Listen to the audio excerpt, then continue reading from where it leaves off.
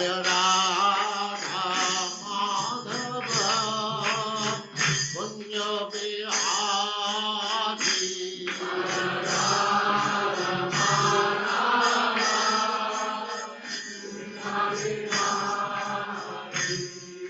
Jaya Radha Madhava Punya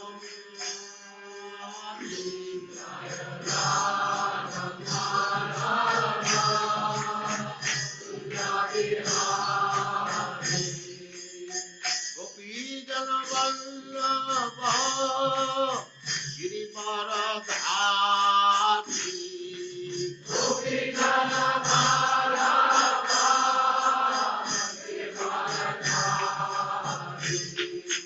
Gopi Jana Vallabha Girivaradhari Gopi Jana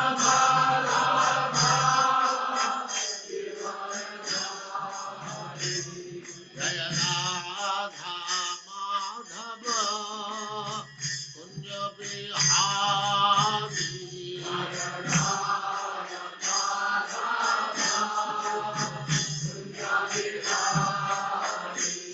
Jaya Radha Madhava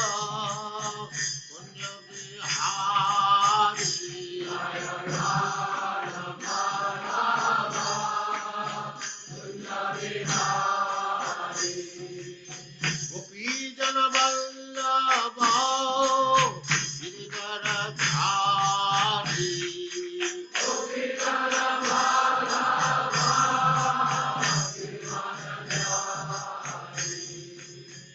Yashodanandana Braja Jana Ranjana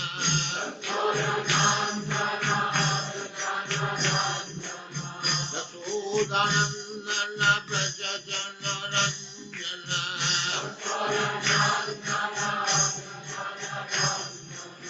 Jamuna Tira Vanachari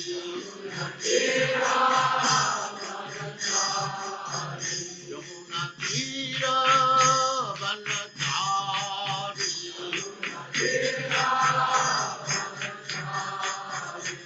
Jaya Radha Madhava Kunja Bihari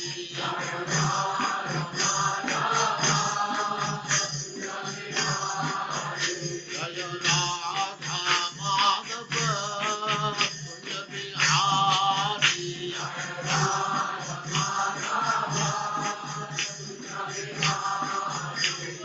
Gopi Jana Vallabha Girivaradhari Gopi Jana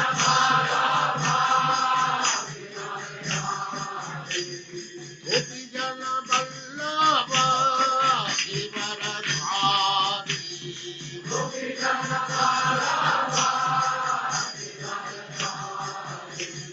Yashodanandana Braja Jana Ranjana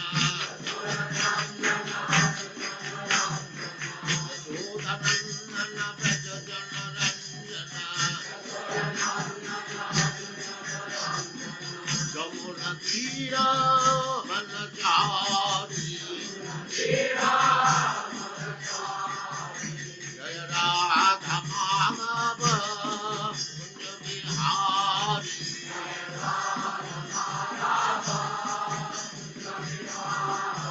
Jaya Radha Madhava Kunja Bihari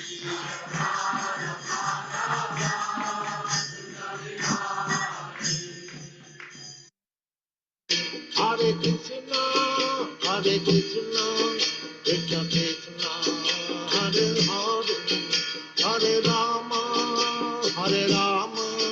Rama Rama Hare Hare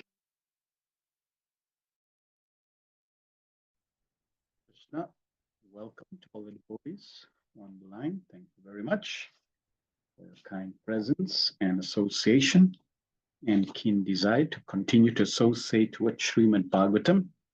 We are covering a new chapter, Canto 3, Chapter 2, verses 1 to 11, Remembrance of Lord Krishna. Om Gyanatimivandasya Gyananjana Shalakaya Chakshurunmilitam Yena Tasmai Shri Guruve Namaha. Shri Chaitanya Manobistam Stapitam Yena Bhutale Swayam Rupa Kadamayam Dadati Swapadantikam.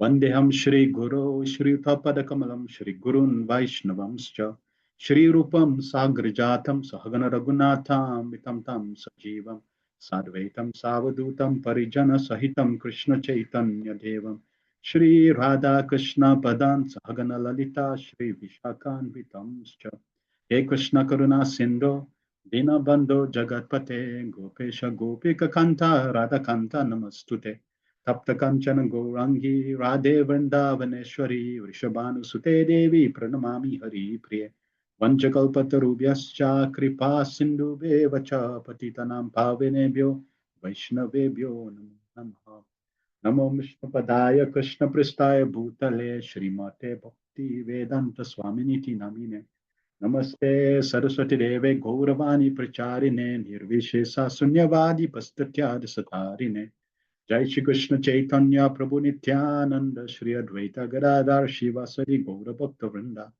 Hare Krishna Krishna Krishna Hare Hare Hare Rama Rama Rama Hare Hare Sarva Shastra Piyusha Sarva Vedeka Satpala Sarva Siddhanta Ratnadya Sarva Lokai Tritprada Sarva Bhagavata Prana Srimad Bhagavata Prabhu Kalidvando Didaditya Shri Krishna Parivartita O Srimad Bhagavatam O nectar churn from the ocean of all Vedic scriptures O most prominent transcendental fruit of all the Vedas O you enriched with the jewels of all spiritual philosophical conclusions O you who grant spiritual vision to all the people of the world O light breath of the Vaishnava devotees O Lord, you are the sun which has arisen to dispel the darkness of Kali Yuga. You are actually Krishna who has returned amongst us. Paramananda Pataya Prema Vachasharayate Sarvada Sarvasevyaya Shri Krishnaya Namastute O Srimad Bhagavatam. I offer respectful obeisance unto you. By reading one attains transcendental bliss, for your syllables rain pure love of God upon the reader. You are always to be served by everyone for your incarnation of Lord Krishna. Madeka Bando Mad Sangim Mad Guru Mad Mahadana Mad Nishtaraka Mad Bhagya Madananda Namastute O Srimad Bhagavatam. O my only friend, O my companion, O my teacher, my great wealth, O my deliverer, O my good fortune, O my bliss, I offer respectful obeisance unto you. Asadu sadhu tadahi naktini chochatara kahanamun chakada chinmam premna aritkate ospura. O Srimad Bhagavatam, O give us saintliness to the unsaintly, you uplift to the very fallen. Please do not leave me. Please become manifest in my heart and my throat. Accompany pure love of Krishna. Hare Krishna, Hare Krishna, Krishna Krishna, Hare Hare, Hare Rama, Rama Rama, Hare Hare. Om Namo Bhagavate Vasudevaya Janmadyasya Yatonvayaditaratas Charte Swabhigna Swarat Tene Brahma Hidayadi Kavaye Muyanti Yatsuraya Tejo Vari Mridam Yatha Vinimayo Yatrati Sargom Risha Damna Swena Sada Nirasta Kuakam Satyam Param Dhimahi. O my Lord, Shri Krishna, son of Vasudeva, O pervading personality of Godhead, I offer my respectful obeisance unto you. I meditate upon Lord Shri Krishna because he is the absolute truth and the primal cause of all causes of creation, sustenance, destruction of manifested universes. He, he is directly and indirectly conscious of all manifestations and is independent because there is no other cause beyond him. It is he only who first imparted the Vedic knowledge unto the heart of Brahma, the original living being. By him, even the great sages and demigods are placed in delusion, as one is bewildered by illusory representation of water seen in fire, land seen on water. Only because of him do the material universes temporarily manifest by the actions of three modes of nature appear factual, although they are unreal. I therefore meditate upon him, Lord Shri Krishna, who is eternally existent in the transcendental abode, which is forever free from illusory presentation of the material world. I meditate upon him, for he is the absolute. Prayanal Payusha Sabya Kalavasmin Yuge Jana Manda Sumanda Matayo Manda Bhagya Yupadrita. Older than one in this iron age of Kali, many but short lives are quarrelsome, lazy, misguided, unlucky, and above all, always disturbed. Narayan Namaskritya Narachevam Narottamam Devim Saraswatim Vyasam Tato Mudirayat. Before reciting Srimad Bhagavatam, which is the very means of conquest, one should offer respectful obeisance unto the person of the God and Narayan. Unto Narayan Rishi, the foremost human being, and the mother Saraswati, the goddess of learning, and unto Srila Vyasadeva, the author. Savaipum saparo dharmo yato bhaktira doksaje ahoitukiya pratiyata yat masuprasiddhati. The supreme occupation, dharma of all humanity, is that by which men can attain to loving devotional service. Such devotional service must be unmotivated and uninterrupted to completely satisfy the self. Vasudeva Bhagavati Bhakti Yoga Prayojita Jana Yatsusa Varagyam Yanam Cha Yad to come. By rendering devotional service under the personality of God Shri Krishna, one immediately acquires God's knowledge and detachment from the world. Vedanti Tattat Gavidas Tattvam Yaj Gnanamadvayam Brahmeti Paramatmeti Bhagavaniti Sabhyate. Learned transcendentalists know the absolute truth called as non-dual substance Brahman, Paramatma Bhagavan. Shri Shri Dhanasya Vasudeva Katha Ruchi Syan Mahatseva Yavapra Punya Tirtha Nishevanat. Otherwise, one says, by serving those devotees completely free from all vice, great service is done. By such service, one gains affinity for hearing the messages of Vasudeva. Shranvatam Swakata Krishna Punya Shravana Kirtana Ryadantastoya Badrani Vidunoti Suritsatam. Sri Krishna, person of Godhead, who is Paramatma, supersoul in everyone's heart, and the benefactor of a truthful devotee, cleanses desire for material enjoyment.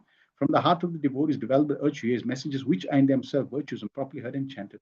Nasta prashu badreshu nityam bhagavata sevaya bhagavatutama sloke bhaktir bhavati nashtiki. By regular attendance in a class in Bhagavatam and by rendering service to the pure devotees, all that is troublesome to the heart is almost completely destroyed. And loving service under the person of Godhead, who is praised with transcendental song, is established as an irrevocable fact.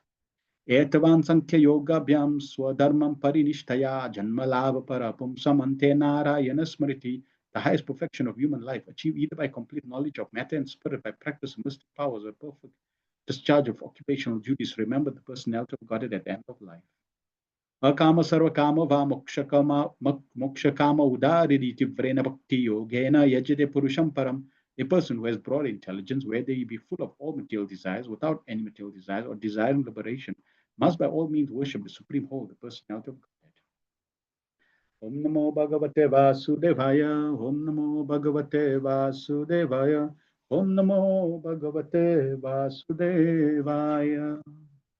We are continuing Srimad Bhagavatam based on the teachings of Divine Grace A.C. Bhaktivedanta Swami Srila Prabhupada, the founder Acharya of the International Society of Krishna Consciousness. Hare Krishna, and welcome again. Let us cover any specific feedback that you can remember from last week's session. What caught your attention, what you remembered, what you should remember from that session. Please share in the chat so that we can recap a little. Thank you, Sharina. Haribol, please accept my humble obeisance. All glories to Srila Prabhupada. From the class 2 weeks ago, for me, the following was important. The Achintya Beda Beda concept for me is one of the most powerful and meaningful. It helps erase all doubts and establish Krishna as the Supreme Lord. I'm grateful to Srila Prabhupada for explaining this so nicely and simply. Yes. Achintya Beda Beda Tattva philosophy of Lord Chaitanya Mahaprabhu is the unification and the climax of every philosophical conclusion to date. Every single acharya that has propounded the truth, because there are acharyas, and here we're talking about bona fide acharyas, that do not propound the truth on one level, and they also propound the truth, that same acharya, on another level. So let's just spend a little time on this point. Who can tell me which acharya, bona fide acharya, exalted pure devotee of the Lord, has presented teachings against the truth on one level, but at the same time align to the absolute truth? It's like a tricky question. Which acharya has given philosophy teachings that may even be poisonous? So it's against the truth, but at the same time, it's aligned to the absolute truth. Yes, Sankaracharya. He's given poison, but the poison that he gave is aligned to Krishna's desire. So you can't say he was wrong, he did something drastically wrong. No, he didn't do anything drastically wrong. He followed the absolute truth. He was perfectly in line. He was in love with Krishna. He's in love with Krishna. So, perfect. But from one perspective, it seems, and it is actually a fact, that what he gave was poison. So Krishna actually instructed him, you please go and give this poison out. And it's something to contemplate. Why would the all-merciful, all-compassionate Lord instruct Vaishnava Yatha Shambhu, Lord Shiva, the greatest of all devotees, to serve in this capacity to give poison? Anyone can share why? Why would the Lord make such an arrangement to get his devotee to distribute poison?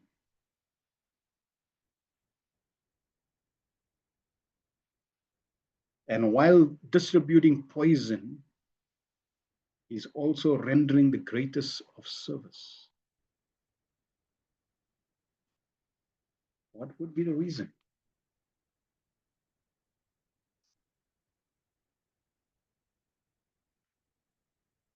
Because we may think, well, I didn't drink that poison, and I'm not interested in that poison. But there may be situations where we may fall into that same scenario. Slowly had to reestablish the teachings, but in a step-by-step way. Good. So he did not give the truth because it would be very difficult to digest according to the capacity of the audience. So as a perfect teacher, he had to systematically take people from where they are to the next level. So even though it was not the Mayavad philosophy and the philosopher Sankaracharya, and obviously not everything, right? Because he definitely established the Vedas, he established the truth of Narayan, etc. So it's not like everything, but yes, to systematically help students from where they are. Some jivas are so inclined, so it's mercy for them because they are still on the spiritual path of some kind. Good. So they are still spiritually inclined. And why do they get that? Because that's where they are and that's what they want. So we should ask ourselves, why am I not, for example, progressing? It's because I am where I am because that's what I want. If you want to progress, the underlining word is not progress. If you want to progress, what is the main underlining word? If you want to progress, what is the main underlining word in that sentence? I want to progress.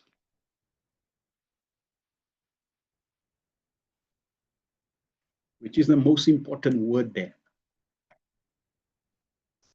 Yes. The word want. See, progress, that is, for example, yes, I want to progress, but your want, your desire, the intention may not be there. I like progress. Progress is, anyone for progress? Everybody picks their hand. Everyone's progress. But how much are you willing to put into that progress? What is your desire for that progress?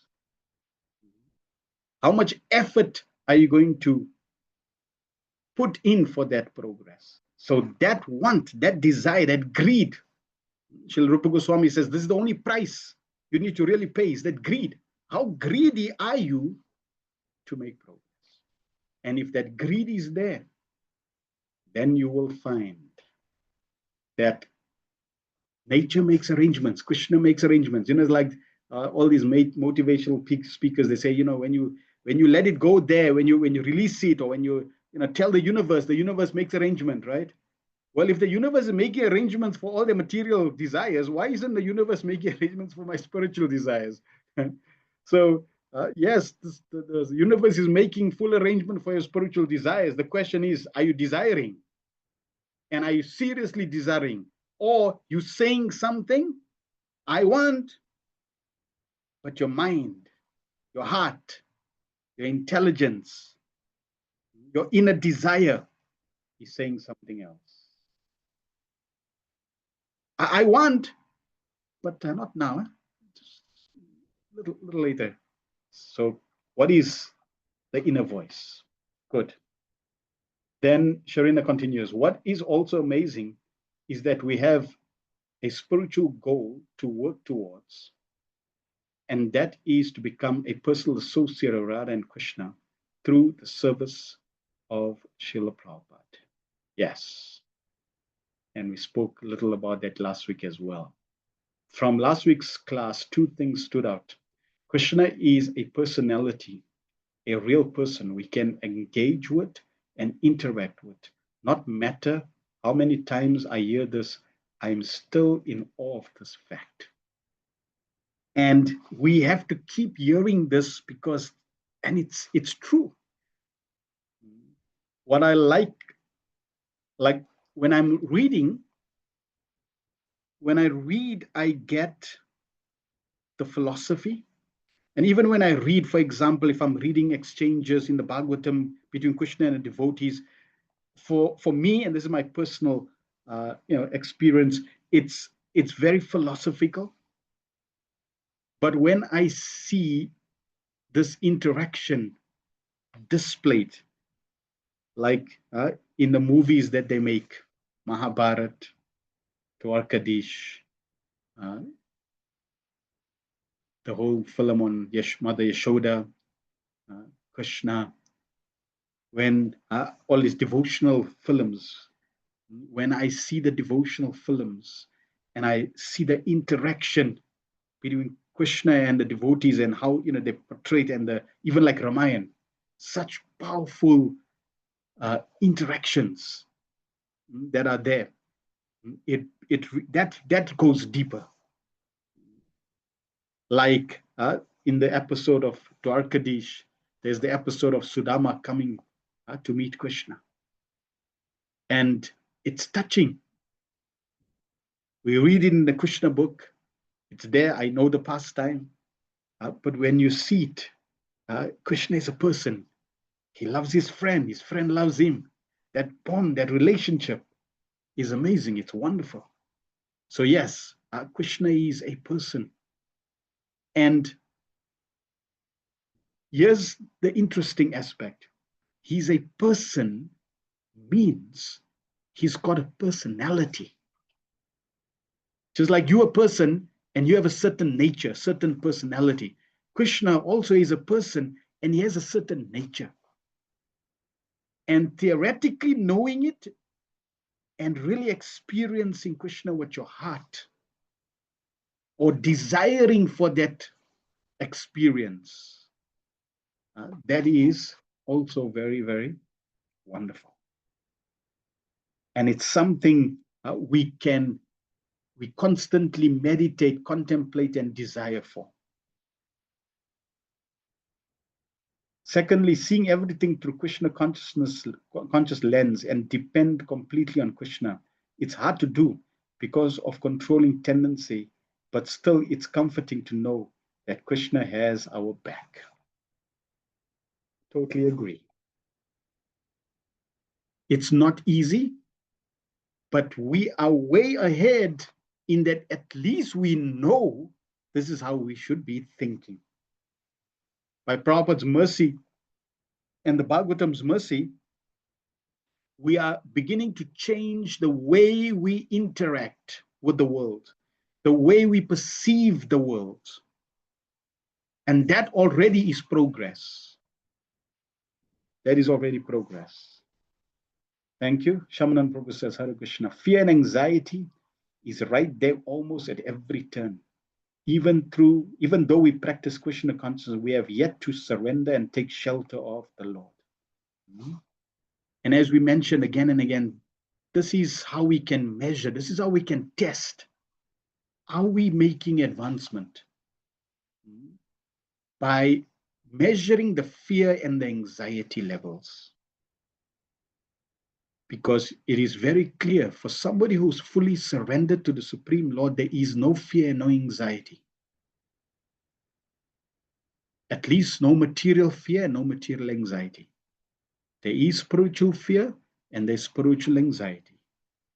And Prabhupada says to be overcome by spiritual anxiety is very nice, but no material anxiety.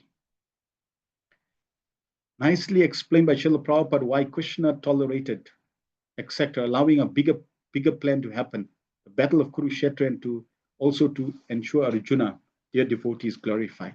And this point we cannot stress enough, because guaranteed every single one of us will be in situations. We will be in tragic events. We will be in exploitative situations. We may be experiencing family, country, nation, worldwide, societal events. We in this material world, we will be experiencing situations. Krishna is in control. And if Krishna is in control, then naturally you would expect him to respond. But if Krishna is not responding according to my expectation, it simply means Krishna's got a better plan. And therefore, if it's me and Krishna, if it's you and Krishna, please tell me who will win. Between you and Krishna, who's going to win in any situation between you and Krishna?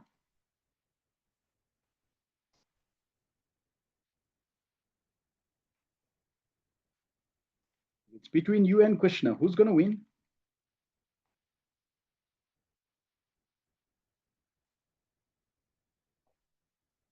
The last says Krishna. Anyone else wants to favor Krishna?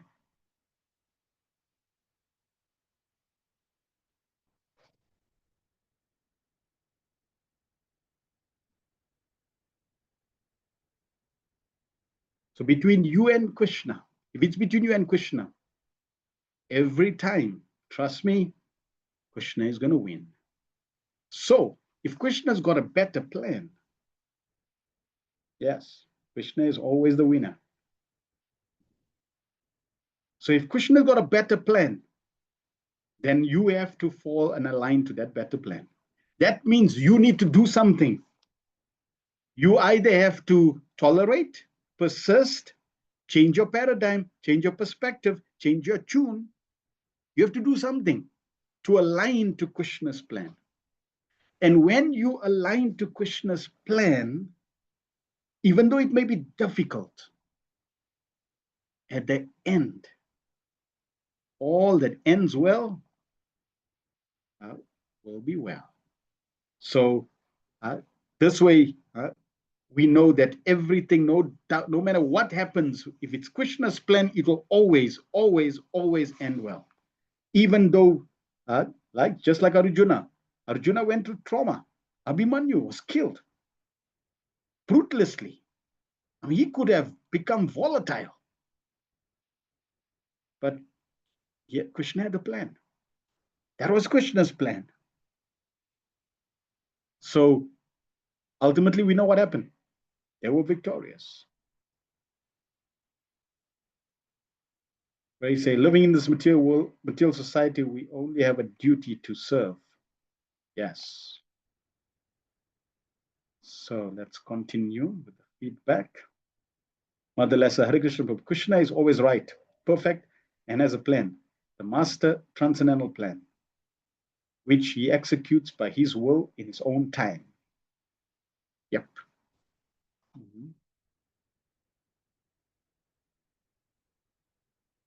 And Krishna's time is relative and absolute according to his timeline, totally different from our time. We may want something now, and for Krishna, now may be related to your now, just like a moment for Krishna is millions of life, millions of years for us. So if you tell Krishna, Krishna, just for 1 second, can you pay attention? Krishna will say, no problem. And Krishna gives you 1 moment. It's just like a quarter of a nisha, quarter of a second. A nisha is a quarter of a second, 311 trillion, 40 billion years. So time is relative for Krishna.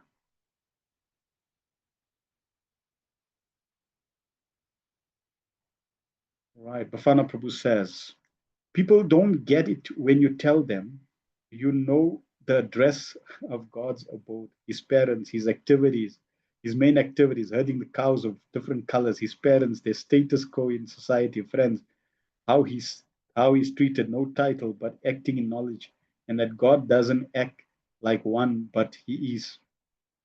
Act like one, but he is one.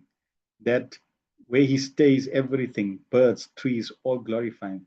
The point that stuck to my mind is the goal, which is becoming Krishna's consort, personal associate. Yes. And we also didn't get it, Bafana Prabhu, if it wasn't for Srila Prabhupada's mercy. So if they get Prabhupada's mercy, if they get Krishna's mercy, if they get the Vaishnav's mercy, they will understand.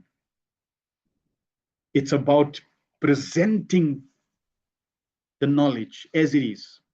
And here's the thing, whether they get it or not shouldn't be an issue. All we need to do is present it and then leave it to them how they accept.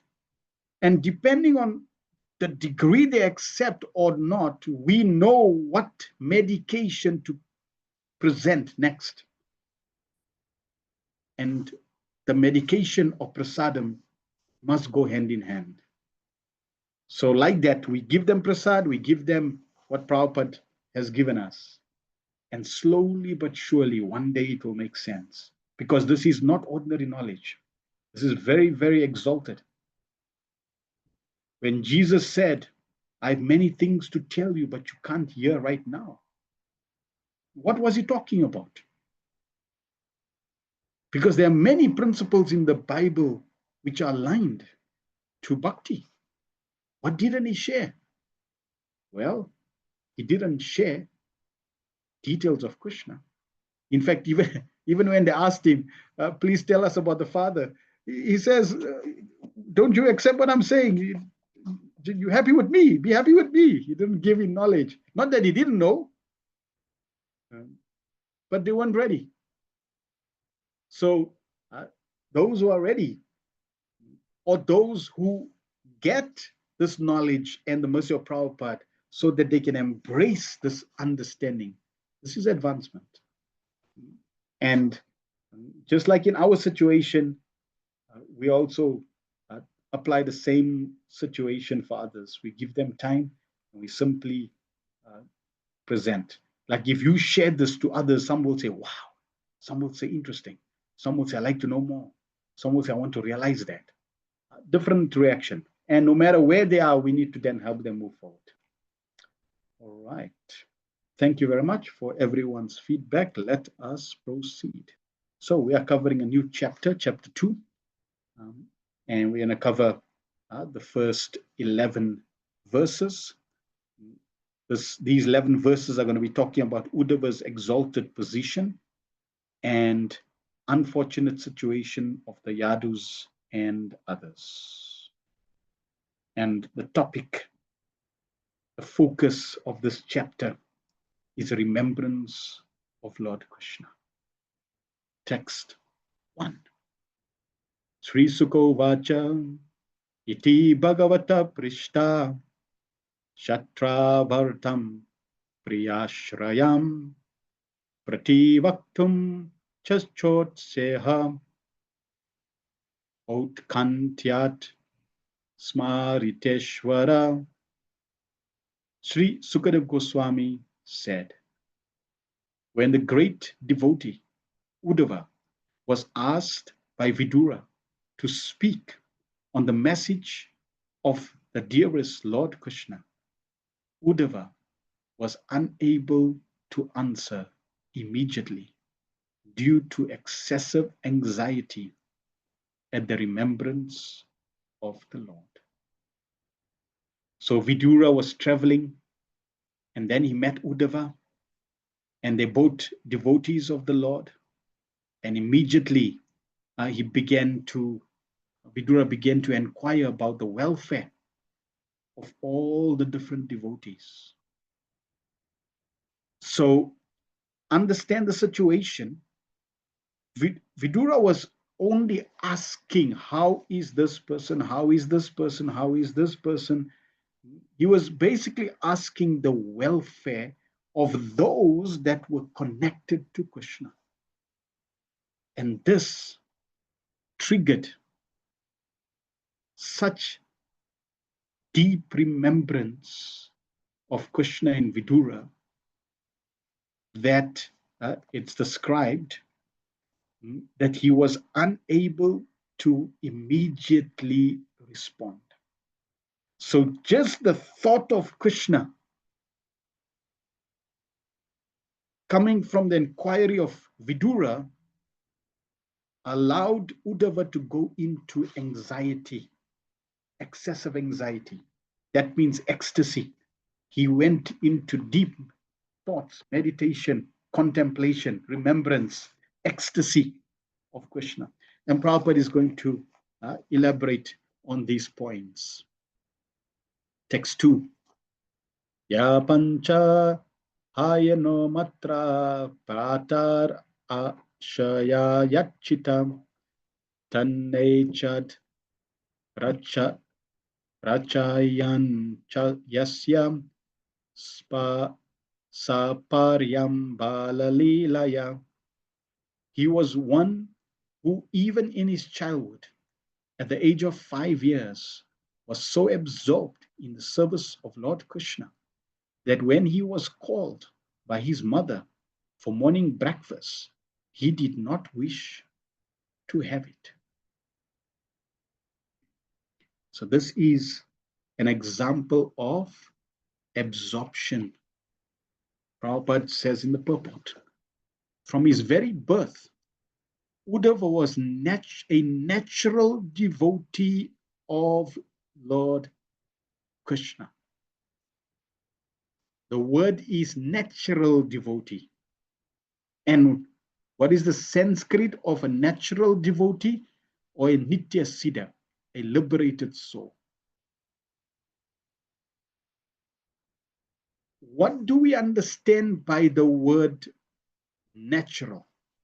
What comes to your mind when we talk about natural?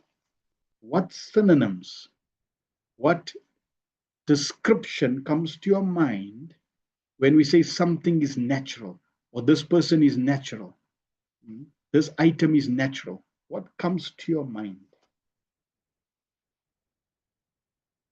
when we talk about natural or related to nature, which basically gives us the word natural?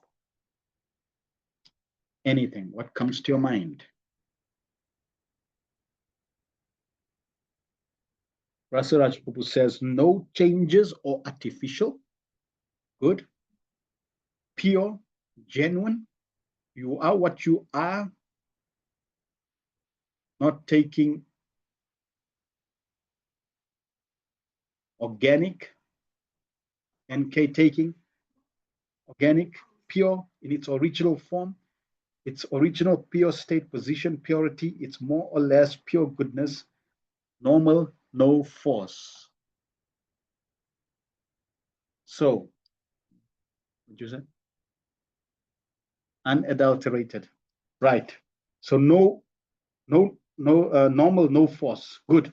So now, as it is, it's no force, right? It's natural. He's a devotee of Krishna. He's a natural devotee of Krishna. It's part of his nature. As Prabhupada would say, no superimposition. You're not putting something on there. You're not trying to think of Krishna. You're just by nature thinking of Krishna. You're not forcing yourself. Just natural to think of Krishna. That is a liberated soul. That is Nitya Siddha. When they asked Srila Prabhupada, from what time did you start thinking of, like, became a pure devotee? Prabhupada said there was never a time. So that's natural. Nitya Siddha, original. From natural instinct, he used to serve Lord Krishna, even in his childhood. He used to play with dolls. Dolls means the form of Krishna. In the form of Krishna, that means deities. And he would serve the dolls by dressing, feeding, and worshiping them. And thus he was constantly absorbed in the play of transcendental realization. These are the signs of an eternally liberated soul. And eternally liberated soul is a devotee of the Lord who never forgets him. And eternally liberated soul is a devotee of the Lord who never forgets him. What is a converse? An eternally liberated soul is a devotee of the Lord who never forgets him. A conditioned soul is, please complete the sentence. A conditioned soul is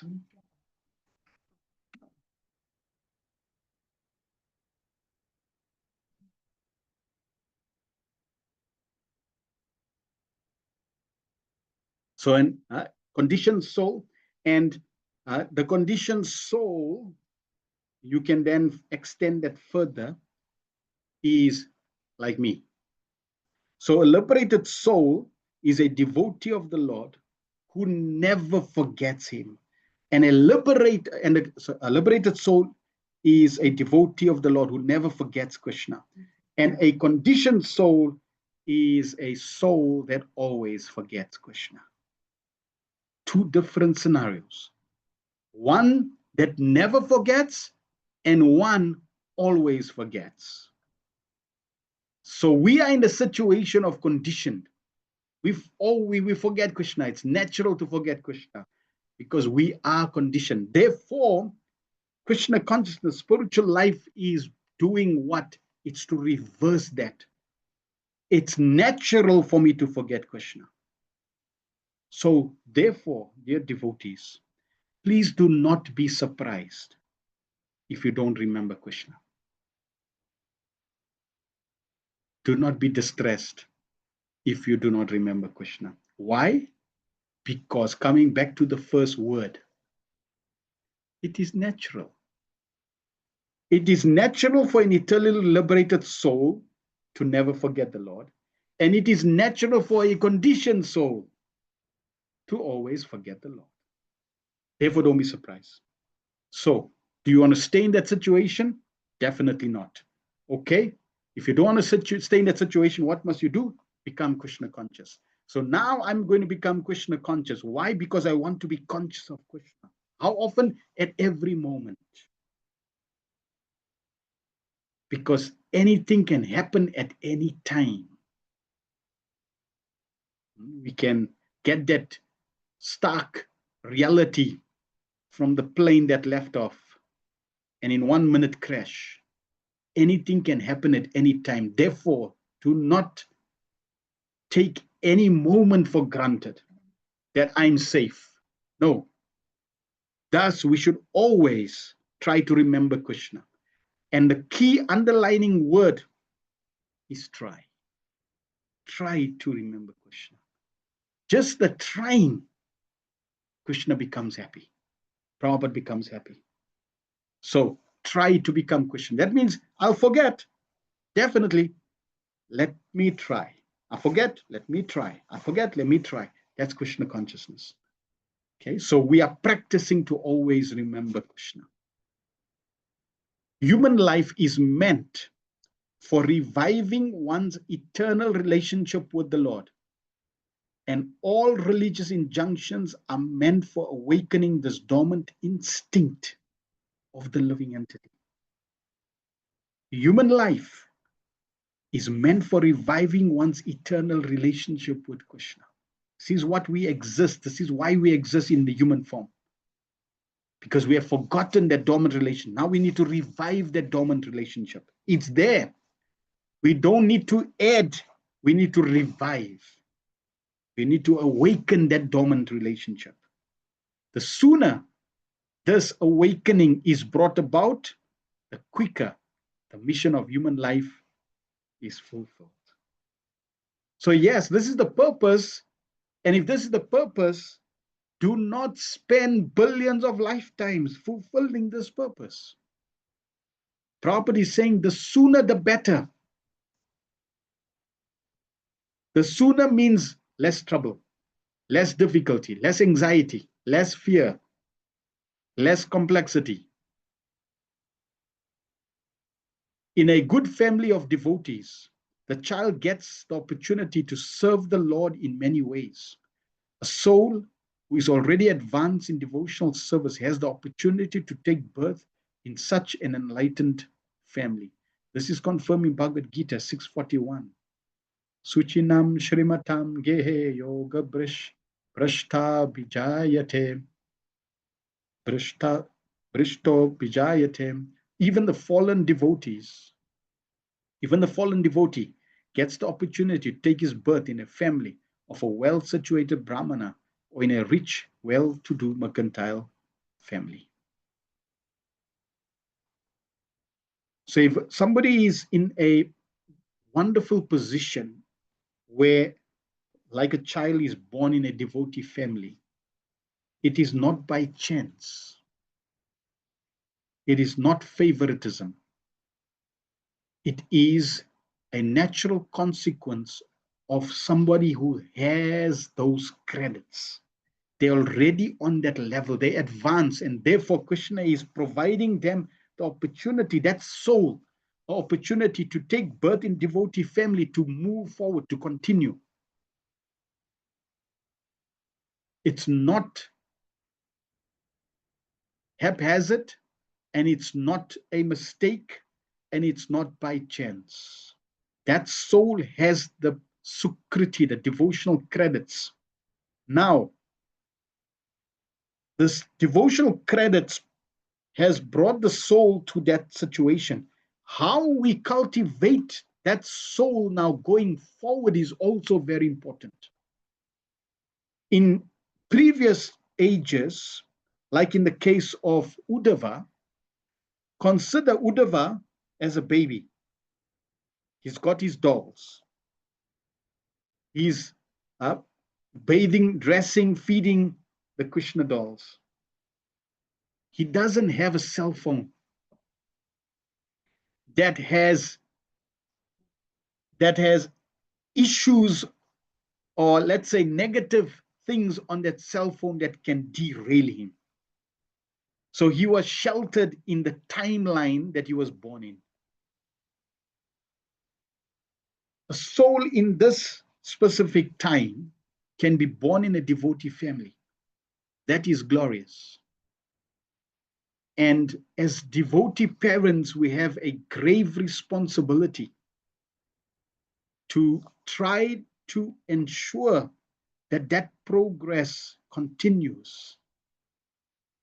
And what we feed them, what we present to them, how they are groomed is very, very important. Therefore, Prabhupada makes it very clear. This is this service of grooming that child is extremely important for parents.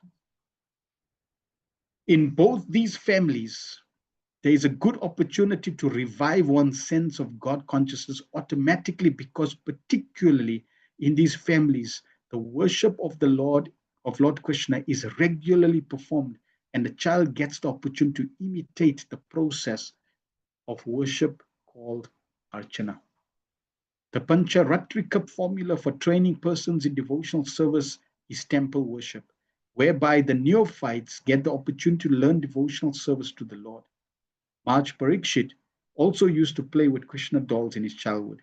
In India, the children in good families are still given dolls of Lord like Ram and Krishna, or sometimes the demigods, so that they may develop the aptitude of service to the Lord. By the grace of the Lord, we were given the same opportunity by our parents, and the beginning of our life was based on this principle. So to summarize, why is this important? Why is the situation important? And what should the parents be focusing on? What is the objective? What is the outcome? What is the goal for parents who have children at this age? What is the end objective? And Prabhupada is sharing the end objective. The end objective is the aptitude of service. The child needs to develop the aptitude of service to the Lord.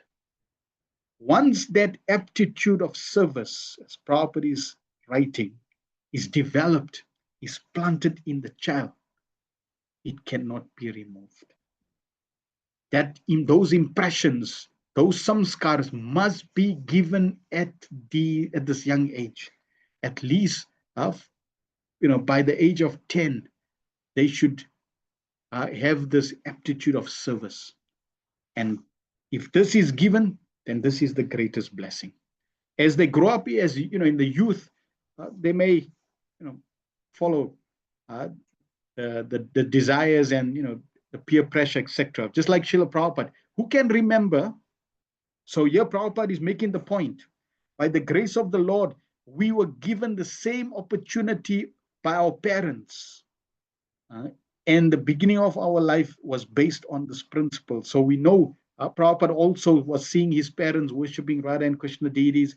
And Prabhupada also said, I also want to do that. So then he also got his own deities and he was doing his puja. In this way, the attitude of service developed. But as one grows into teenage, then it may be a different situation. So who can share even in Srila Prabhupada's situation?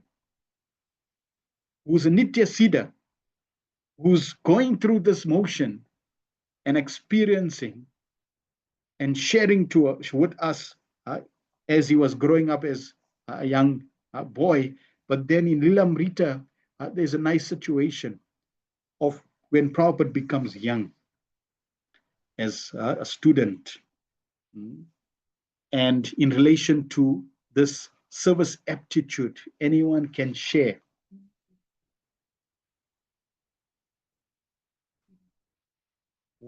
So remember, my point is, as a child, he's now got this service attitude, and we said that when the person becomes a teenager, when the child becomes a teenager, then he may get derailed.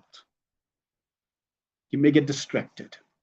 This aptitude of service, which is still there, may be covered, may be distracted, may be diverted and not there. So what example, or can you remember an example in relation to Srila Prabhupada?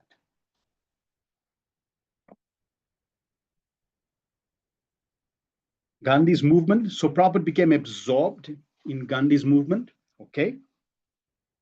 So remember, my focus is specifically on this purport, right? Prabhupada is saying Uddhava was given the opportunity of service of Krishna through dolls.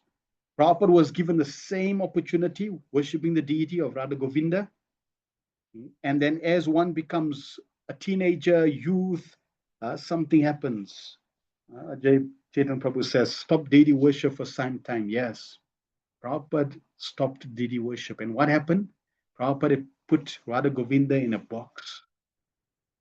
And one night, Prabhupada had a dream that they were crying. Please get us out. We want to be worship. So you can imagine, right?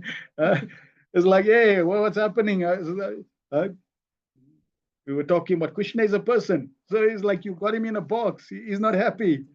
He's suffocating. He wants, I want to be worshipped. And Prabhupada opened the box and took the deities and started worshipping. So that means there was a temporary pause, right? Due to circumstance. We're not robots. Youngsters are not robots. They're not AIs. You just code them and that's all they do. No. They can think. So peer pressure, the surroundings. This is the growth, this natural progression. So at least, therefore, before they come of age, we need to plant this aptitude of service. Srila Prabhupada joined the peace movement in Gandhi to free India. In college days, there was a pause in devotional service, yes. And even when Srila Prabhupada was busy in his factory, etc., he was engaging in devotional activities. Right? But it was at that point during his youth where he was a little distracted from worshipping his deity regularly, and the deity then reciprocated and responded, and then Prabhupada continued. 3.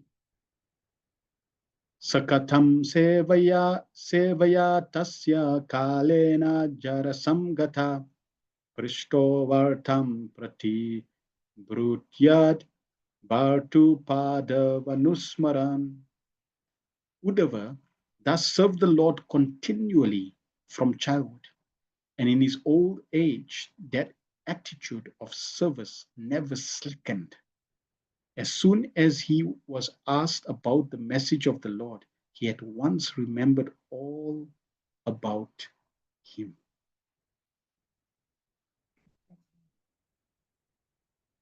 Prabhupada purport. Transcendental service to the Lord is not mundane.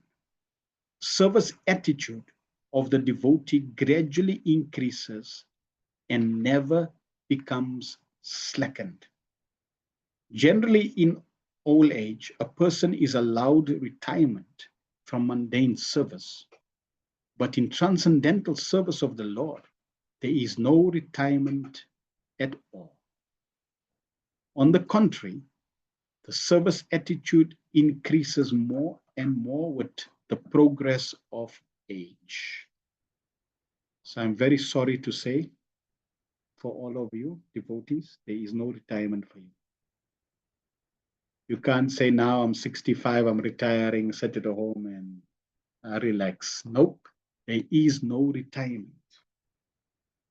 At least there's no retirement in transcendental service. So if there's no retirement, means in transcendental service, the service increases. The service attitude increases. Association and remembrance and hearing of Krishna increases.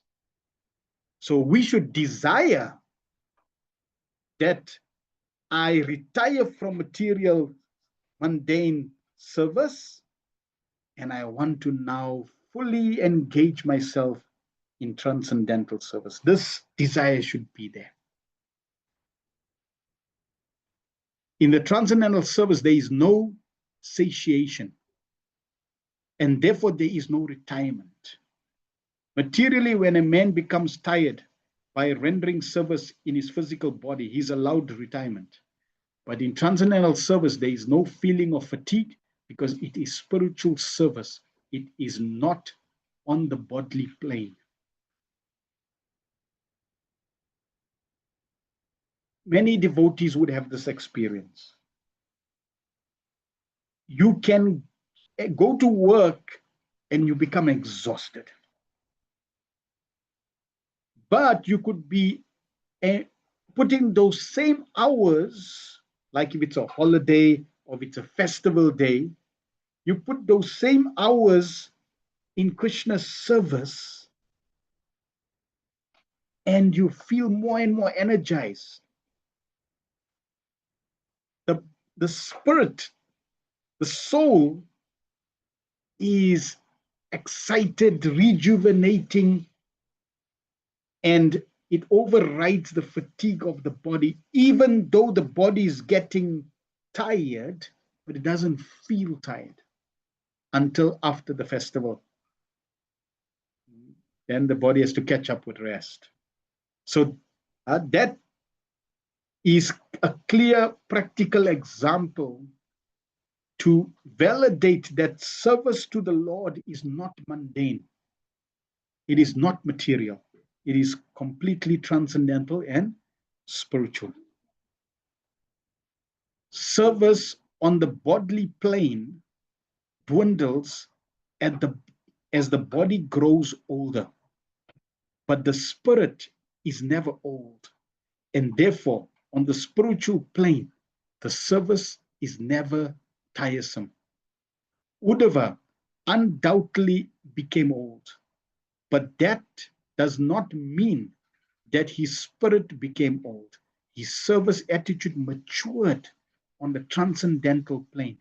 And therefore, as soon as he was questioned by Vidura about Lord Krishna, he at once remembered his Lord by reference to the context and forgot himself on the physical plane. This is the sign of pure devotional service to the Lord, as will be explained later on. Lakshanam Bhakti Yogasya, etc., in Lord Kapila's instruction to his mother Devahuti. So as one ages in Krishna consciousness, our service, attitude of service should also mature.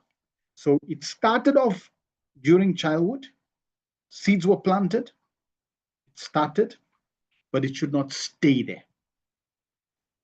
It needs to mature. So clearly there is a roadmap. There is a roadmap that shows it starts and then it grows and matures over time. And as it matures, it becomes stronger and stronger. And when one is old, that devotional service is really what keeps you completely on the transcendental plane and youthful. We find Srila Prabhupada, even though Srila Prabhupada was elderly, he was 70. He could do things and move like a youth. Many of the young initial devotees that joined Srila Prabhupada, they were in their 17, 18, 19, 20s, like peak youth, energetic. And they exclaimed that when Prabhupada would walk, you can't catch up. When Prabhupada would be traveling, it's difficult to catch up. Prabhupada's energy was on a different level, not mundane. And there's a nice episode where Srila Prabhupada had become ill. Prabhupada had eaten one of the Pishima's kachoris, and he had some stomach issues. And while Prabhupada was, sick, then Prabhupada had an invite to come to London for the Rath Yatra, for preaching. And Prabhupada called the GBCs and said, what would you suggest? And they said, Prabhupada, right now you can't travel. We suggest you go to Hawaii to recuperate and heal yourself. And Prabhupada said, they don't, I'll go to the West. Why? Because they need this information. This information, they're greedy for it, and we need to give them. So that's more important. And Prabhupada used the analogy, strike while the iron is hot. So Prabhupada said, I'll go to London. Now Prabhupada was already ill. He was in bed. Prabhupada goes to London. It's the Rath Yatra in London. And they'd arranged a seat, Vyasa-san, on the chariot for Prabhupada because he was ill. As soon as the car came, Prabhupada, there's the Vyasam Prabhupada said, no, you're going to walk. And Prabhupada, he said, I'm a normal devotee. He walked through the whole procession. He walked through the whole procession. And Prabhupada was chanting and dancing. So Prabhupada was chanting and dancing through the whole procession and livening the devotees to dance. Prabhupada would turn around to the deities, raise his hands. Everybody would be ecstatic. And many devotees were sharing the event. That Prabhupada, they heard Prabhupada was ill, but at that point, it was clear that Prabhupada was not experiencing any illness. He was totally transcendental. Prabhupada was so happy about the festival, thinking of Lord Krishna. We know Prabhupada loved the Rath Yatra festival. When he was a young lad, young boy, he had his own chariot festival for 8 days. So Prabhupada, this festival, Prabhupada really loved. And during this London festival, Prabhupada was dancing. The bypassers, what do you call them? Those who were the visitors, bystanders, they were shocked to see such an elderly old man dancing.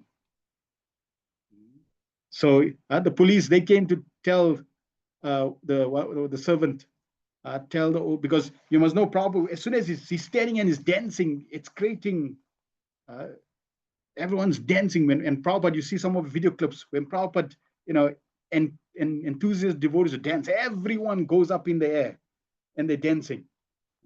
So you can imagine when Prabhupada, is getting everybody to dance, the atmosphere is spiritual, charge, fire. And that creates a traffic jam. So the police came regularly, tell the old man to stop, or tell the old man not to stop, go, And the servant, first occasion, he didn't communicate what the police said. Then eventually communicated to Prabhupada. So Prabhupada, the police wants us to keep moving. They don't want us to stop. And Prabhupada ignored him. So Prabhupada was able to do that, yes.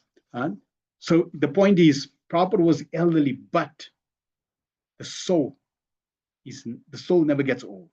The soul will always be totally transcendental to the body's effect for pure devotees. And Uddhava was experiencing great ecstasy just by remembering the Supreme Personality of Godhead. It triggered deep remembrance. 4. Samuhurtam abuttus tushnim krishnangri sudaya brisham tivrena bhakti yogena nimagna sadhu nirvrata. For a moment, he remained dead silent, and his body did not move. He became absorbed in the nectar of remembering the Lord's lotus feet in devotional ecstasy, and he appeared to be going increasingly deeper into that ecstasy.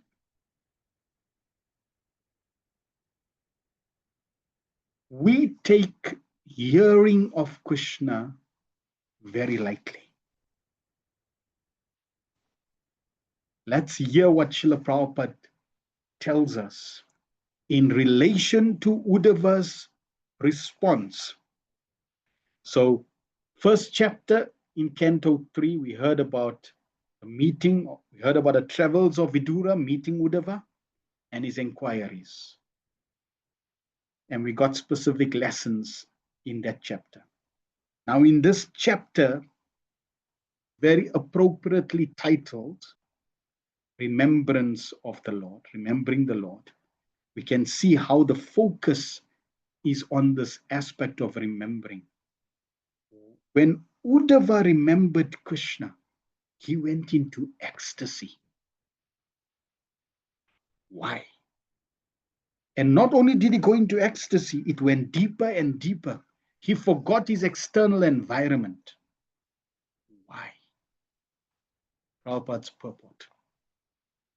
On the inquiry by Vidura about Krishna, Uddhava appeared to be awakened from slumber. He appeared to regret that he had forgotten the lotus feet of the Lord.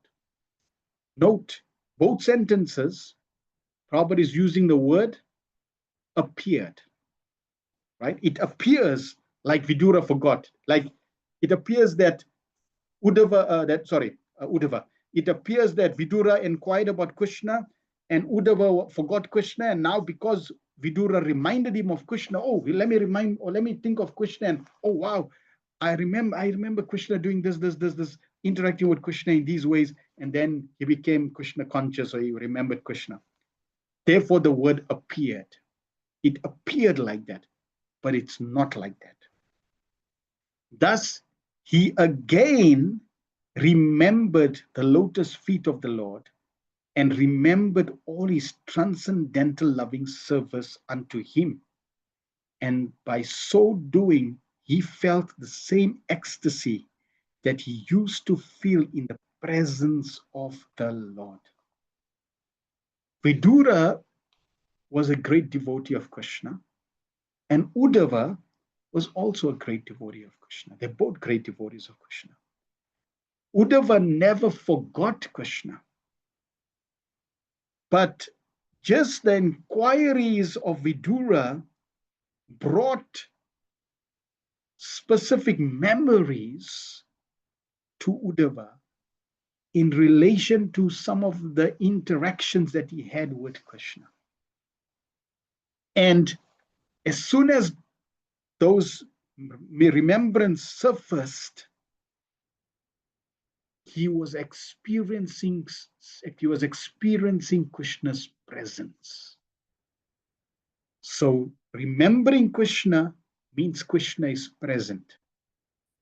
And if Krishna is present, you will experience him. That is the power of remembrance of Krishna.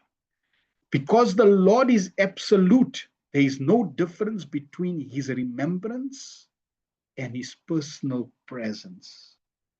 This is why the process of Krishna consciousness has effect of Cheto Darpana Marjanam.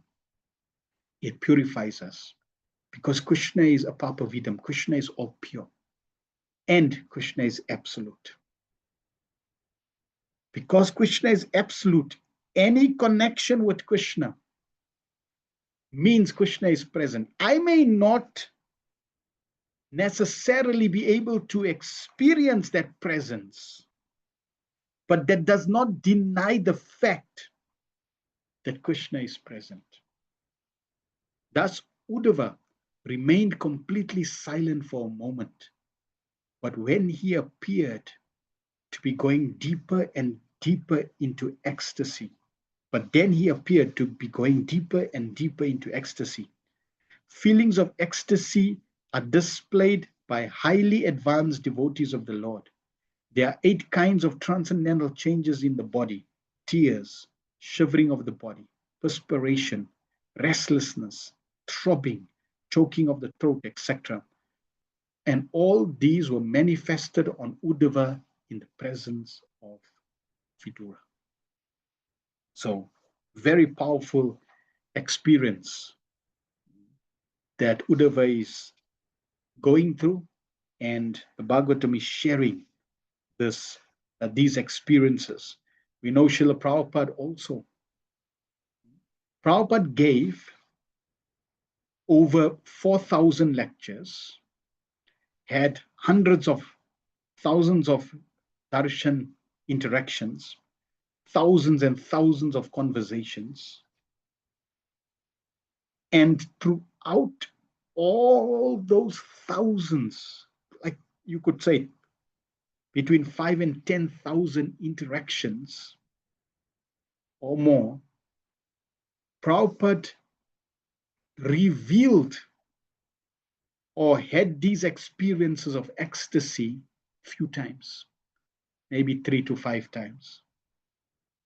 Especially when Prabhupada was on the Vyasa San, and One time they question their I think it was Mother Govinda Dasi asked Srila Prabhupada about Lord Chaitanya Mahaprabhu's separation, experiencing separation.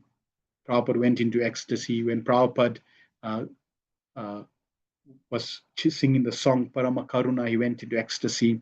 In India, Prabhupada went into ecstasy. And generally, where Prabhupada would start Jarada Madhava and would sometimes go into ecstasy to be like for a few minutes. Now, if you work out the percentage, it's like 0,0 or 0,1 and or less percent compared to all of Prabhupada's interaction. Completely insignificant. Why? Because Prabhupada is a Nitya Siddha, as a pure devotee. He would be going through these experiences every moment, but he checked them. He did not want to make this the reason for you to be Krishna conscious or for you to take up Krishna consciousness. Because people, they want this ecstasy and experiences and different types of out of the world type of experiences for them to validate why they should be devotees of Krishna. And if I don't have these experiences, mystical experiences, I don't like this process, it's not too mystical. So Prabhupada didn't want that reason for people to take to Krishna consciousness. Prabhupada wanted the reason to be transcendental knowledge of Krishna. Therefore, if you consider the time that Prabhupada spent giving us his Bhaktivedanta purports, it's like, and it's interesting, Prabhupada said that the Bhaktivedanta purports are my ecstasies. So you could say that Prabhupada was sharing and going through these 8 ecstatic symptoms at every moment, but revealing them through his Bhaktivedanta purports. His purports are coming to us in the form of ecstasy, or rather, his ecstasy is coming to us in the form of these purports, so that we can base our practice of Krishna consciousness on a greater solid foundation of knowledge. And why? Can anyone tell us why? In Bhagavad Gita, Lord Krishna makes it very clear that 4 people come to him. And all these 4 souls that come to him are saintly. But of the 4 that come to him, those in distress, those who want wealth, those who are inquisitive, and those who are in knowledge, they're all 4 saintly, but of them one is the most important and the best. Why?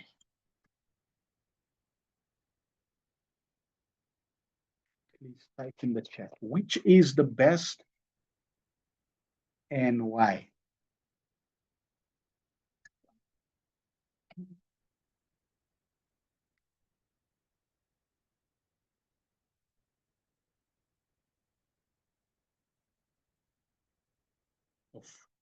The 4 types of souls that come to Krishna, which is the most important, or which is the best, and why? And because that person is the best, we find we should align ourselves to that person. Yes, the seeker of knowledge, that person who wants knowledge of Krishna. He is best. Why? Because the other, like for example, distress. I'm in a distressful situation. So if I'm in a distressed situation and I come to Krishna, Krishna, please, I got this distress. Please remove the distress. Krishna removes the distress. Now there's no reason to go to Krishna. Which means somebody in distress, somebody who's seeking knowledge, somebody seeking wealth, distress or inquisitive, they will only come to Krishna for those reasons. And when those reasons are fulfilled, they leave. So when they come, they need to be given the knowledge quickly so that they can change their motive of why they need to come to Krishna. Therefore, knowledge. And Prabhupada has given us that knowledge. He's given us that knowledge, which are his ecstasies.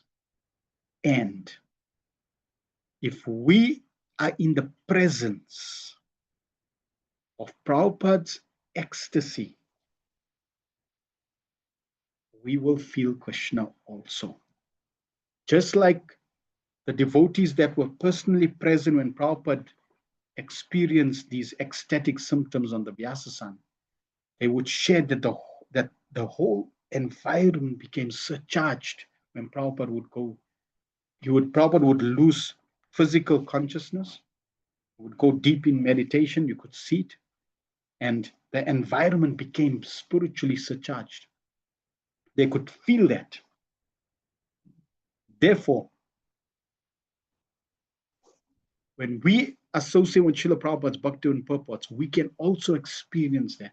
But it's not going to be on the first encounter.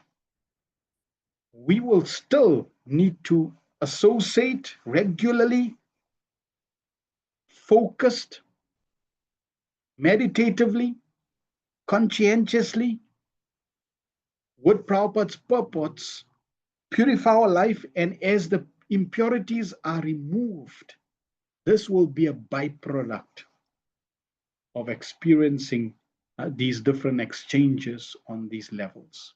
It's not our goal. It's a byproduct of the goal. Our goal is to associate with Krishna and render service. The byproduct are these ecstatic symptoms. They will be there. 5. Bullock cord. Sorry, before just one point that came to mind. One time they asked Srila Prabhupada, please show us some miracles. And Prabhupada pointed to his disciples and said, here's my miracle. These people who were breaking the 4 principles, meat eating, gambling, intoxication, illicit sex, now they have given up. And they're now chanting Hare Krishna, dedicated their lives to Krishna. That is a miracle. So that's the miracles that's the miracle that should inspire us to continue on this path. 5. Pulakod bina sarvango munchan vilad trisha sucha purnartho lakshitas tena sneha prasara sampluta. It was so observed by Vidura that Uddhava had all the transcendental bodily changes due to total ecstasy. And he was trying to wipe away tears of separation from his eyes. Thus, Vidura could understand that Uddhava had completely assimilated extensive love for the Lord. Purport. The symptoms of the highest order of devotional life were observed by Vidura, an experienced devotee of the Lord, and he confirmed Uddhava's perfectional stage of love of Godhead. Ecstatic bodily changes are manifested from the spiritual plane and are not artificial expressions developed by practice. There are 3 different stages of development in devotional service. The first stage is that of following the regulator principles prescribed in the codes of devotional service. The second stage is that of assimilation and realization of steady condition of devotional service. And the last stage is that of ecstasy symptomized by transcendental bodily expression. The 9 different modes of devotional service, such as hearing, chanting, and remembering, are the beginning of the process. By regular hearing of the glories and the pastimes of the Lord, the impurities in the student's heart begin to be washed off. The more one is cleansed of impurities, the more one becomes fixed in devotional service. Gradually, the activities take the form of steadiness, firm faith, taste, realization, and assimilation, one after another. So, very wonderful summary of Srila Prabhupada on Madhurya Kadambini. Yes, we want to experience Krishna. And there are 3 stages of that experience. First stage is to follow the regulative principles prescribed in the codes of devotional service. So first is following the regulative principles. That's the first step. Second step is that of assimilation and realization of steady condition of devotional service. So one is knowing and practicing, knowing and applying, knowing and practicing. Then it needs to go to the deeper level of assimilation and realization. That means I'm convinced on a deeper level. Because, for example, I could pay someone 100 rands to chant 1 round. Or let's say, give them 1,000. So I give somebody 1,000 rand. I'll tell them, okay, I'm going to give you 1,000 rand. All you have to do is take these beads and chant this Hare Krishna mantra. Will they do it? Sure. Okay. So they take the beads, they chant Hare Krishna. As soon as they finish, I give them 1,000 rands. That is only on the first stage. But it's on the first stage with a wrong motive.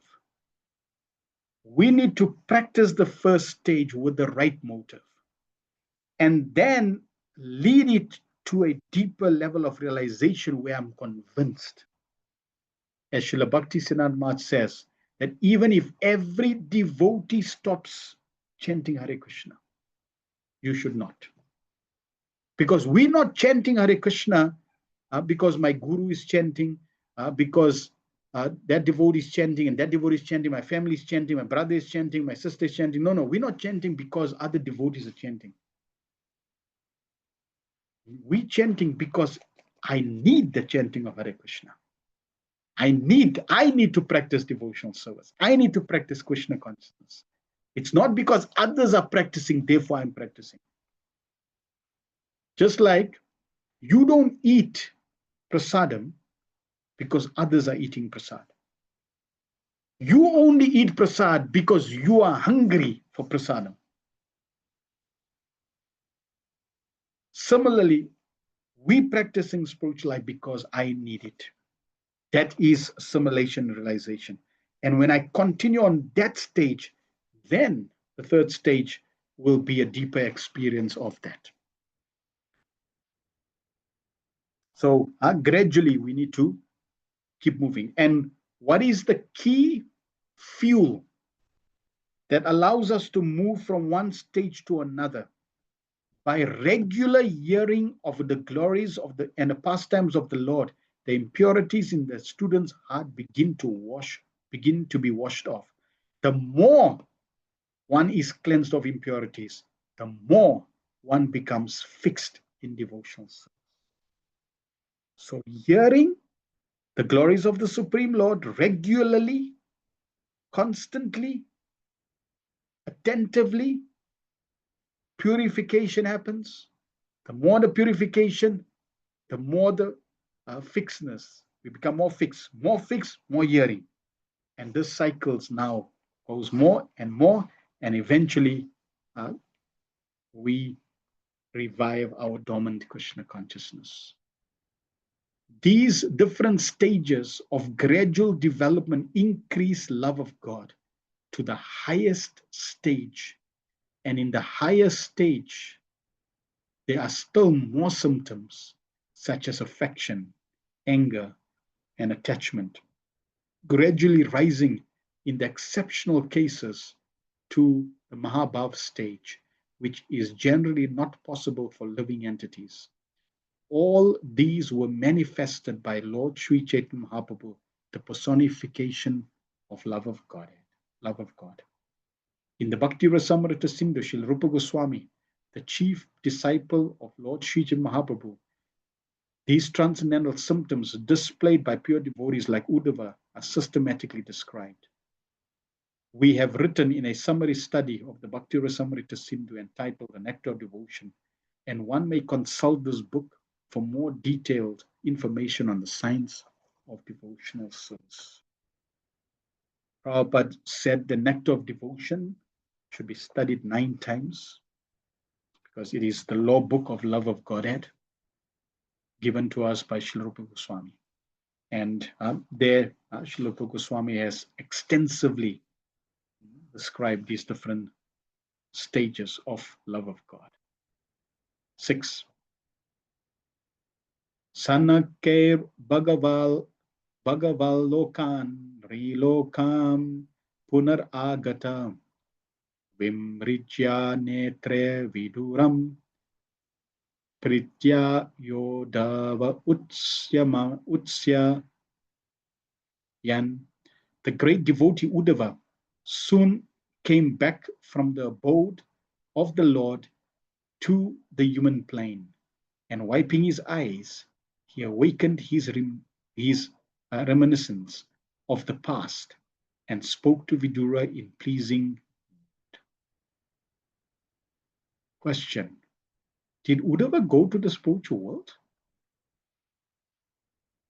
They're in Vrindavan, at the bank of the Yamuna. They're busy chatting. Here it says, the devotee, great Sukadeva Goswami is saying, the great Uddhava soon came back from the abode of the Lord. Like, what is he doing there? How is he there? How did he get there? Prabhupada in the purport says, when Uddhava was fully absorbed in the transcendental ecstasy of love of God, he actually forgot all about the external world.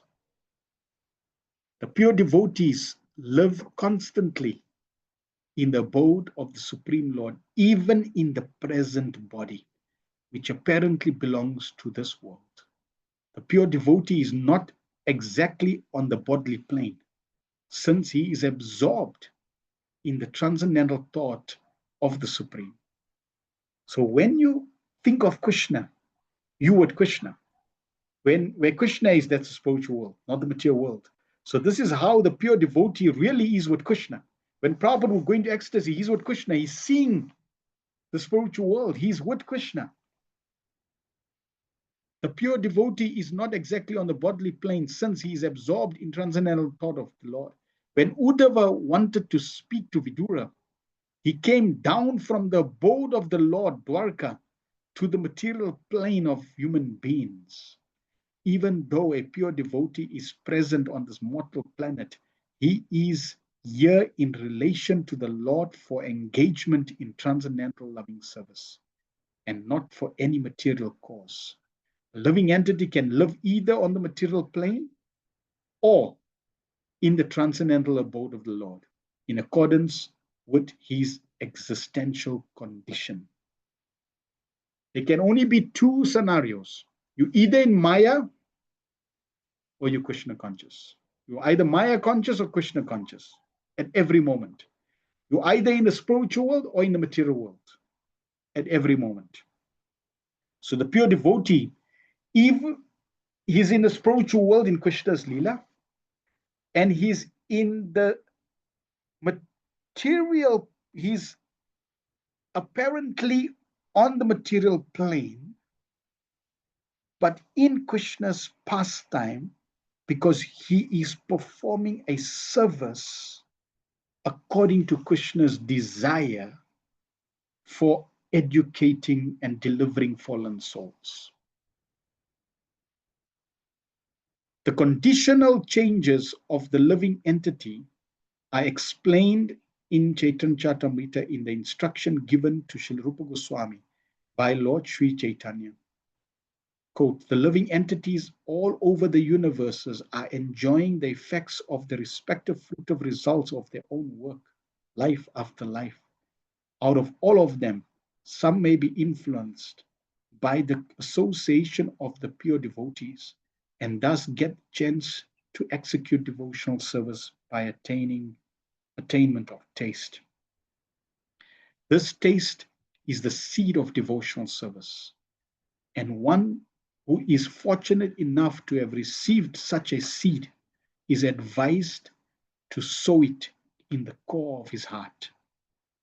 As one cultivates a seed by pouring water to fructify it, the seed of devotional service sown in the heart of the devotee may be cultured by pouring water in the form of hearing and chanting of the holy name and pastimes of the Lord. The creeper of devotional service, so nourished, gradually grows, and the devotee, acting as a gardener, goes on pouring the water of constant hearing and chanting. The creeper of devotional service gradually grows so high that it passes through the entire material universe and enters into the spiritual sky, growing still higher and higher until it reaches the planet of Goloka Vrindavan. The devotee gardener is in touch with the abode of the Lord even from the material plane by dint of performing devotional service to the Lord, simply by hearing and chanting. As a creeper takes shelter of another strong tree, similarly the creeper of devotional service, nourished by the devotee, takes shelter of the lotus feet of the Lord and thus become fixed. When the creeper is fixed, then the fruit of the creeper comes into existence, and the gardener who nourished it is able to enjoy this fruit of love, and his life becomes successful. That whoever attained this stage is evident from his dealings. He could simultaneously reach that supreme planet and still appear in this world. If a question had to be presented, how do I know? So we all practicing Krishna consciousness for some time. How do I know that I have successfully, how did I know that I've become successful in my Krishna consciousness?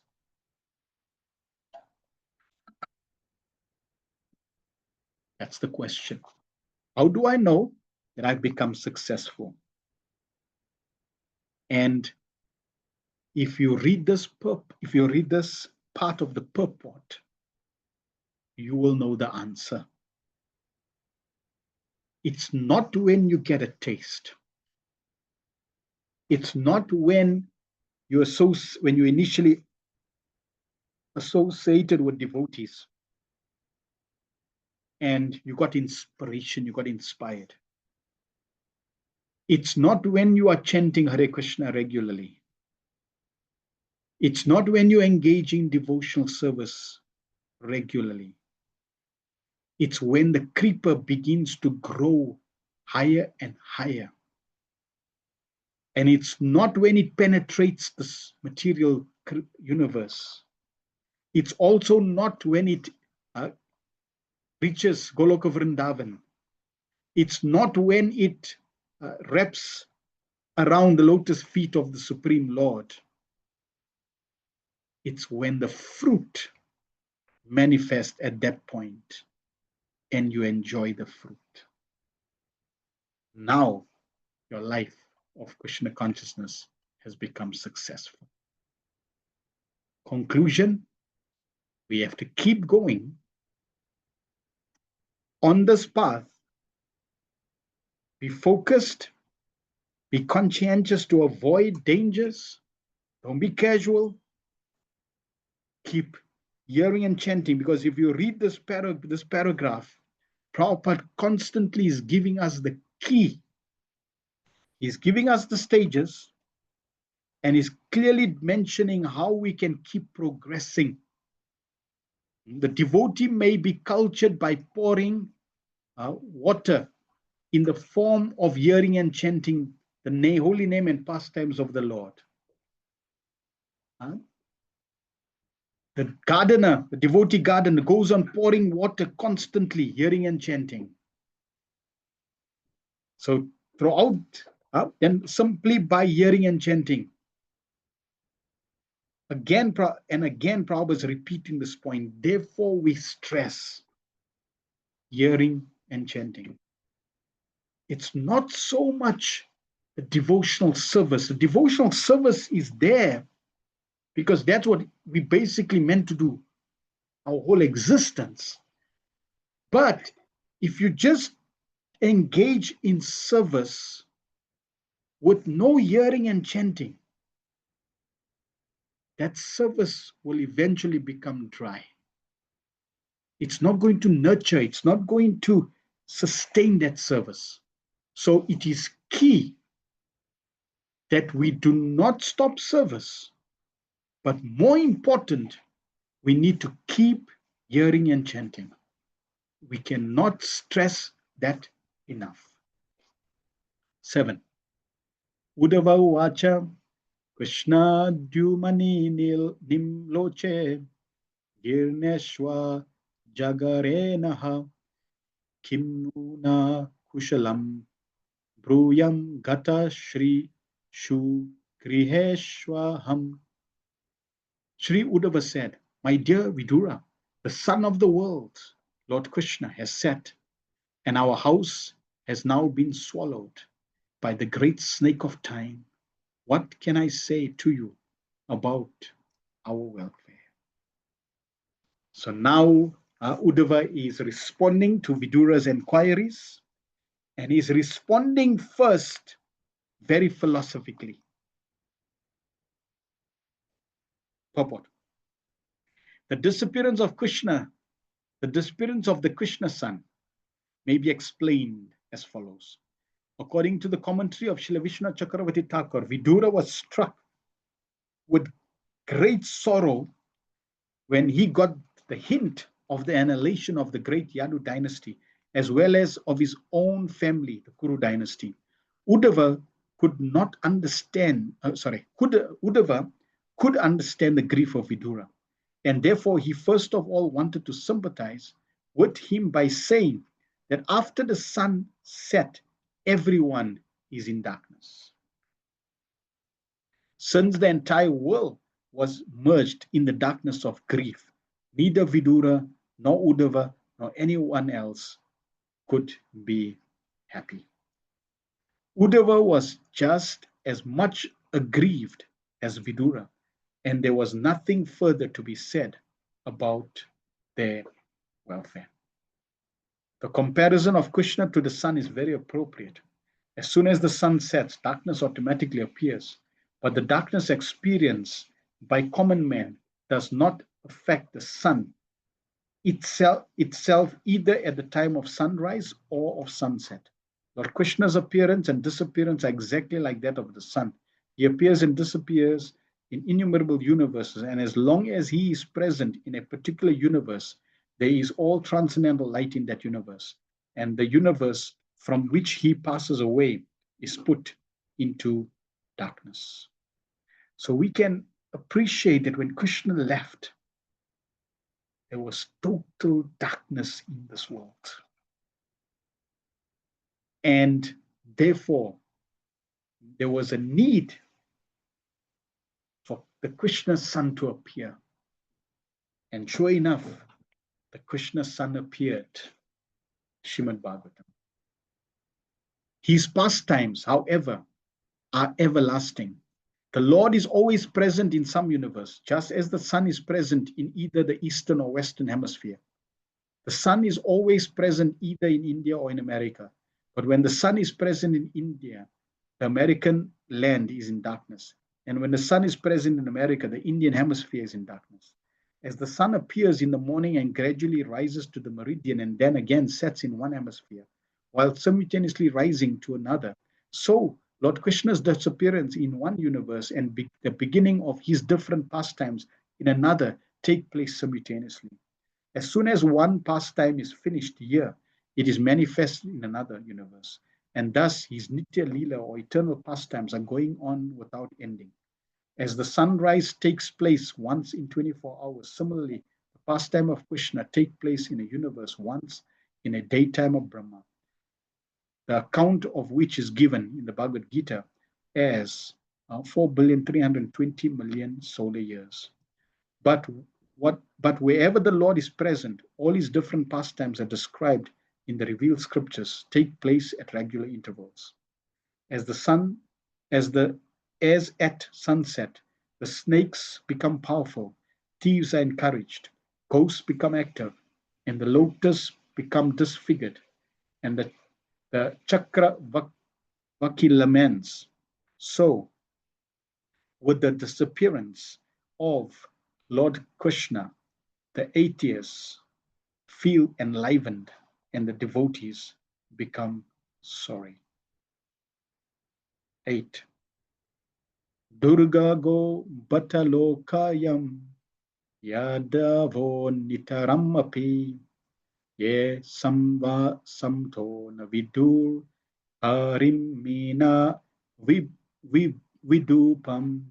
This universe with all its planets is most unfortunate, and even more unfortunate are the members of the Yadu dynasty, because they could not identify Lord Hari as the personality of Godhead and person of Godhead any more than a fish could identify the moon. Purport. Uddhava lamented for the unfortunate persons of the world who could not recognize Lord Sri Krishna in spite of seeing all his transcendental godly qualities. From the very beginning of his appearance within the prison bars of King Kamsa up to his Mausala Leela, that means his disappearance. Although he exhibited his potencies as the personality of Godhead in his 6 opulences of wealth, strength, fame, beauty, knowledge, and renunciation, the foolish persons of the world could not understand that he was the Supreme Lord. Foolish persons might have thought him an extraordinary historic figure because they have no intimate touch with the Lord. But more unfortunate were the family members of the Lord, the members of the Yadu dynasty, who were always in company with the Lord, but were unable to recognize him as the Supreme Personality of God. Uddhava lamented his own misfortune also because although he knew Krishna to be the Supreme Personality of Godhead, he could not properly use the opportunity to render devotional service to the Lord. He regretted everyone's misfortune, including his own. The pure devotee of the Lord thinks himself most unfortunate.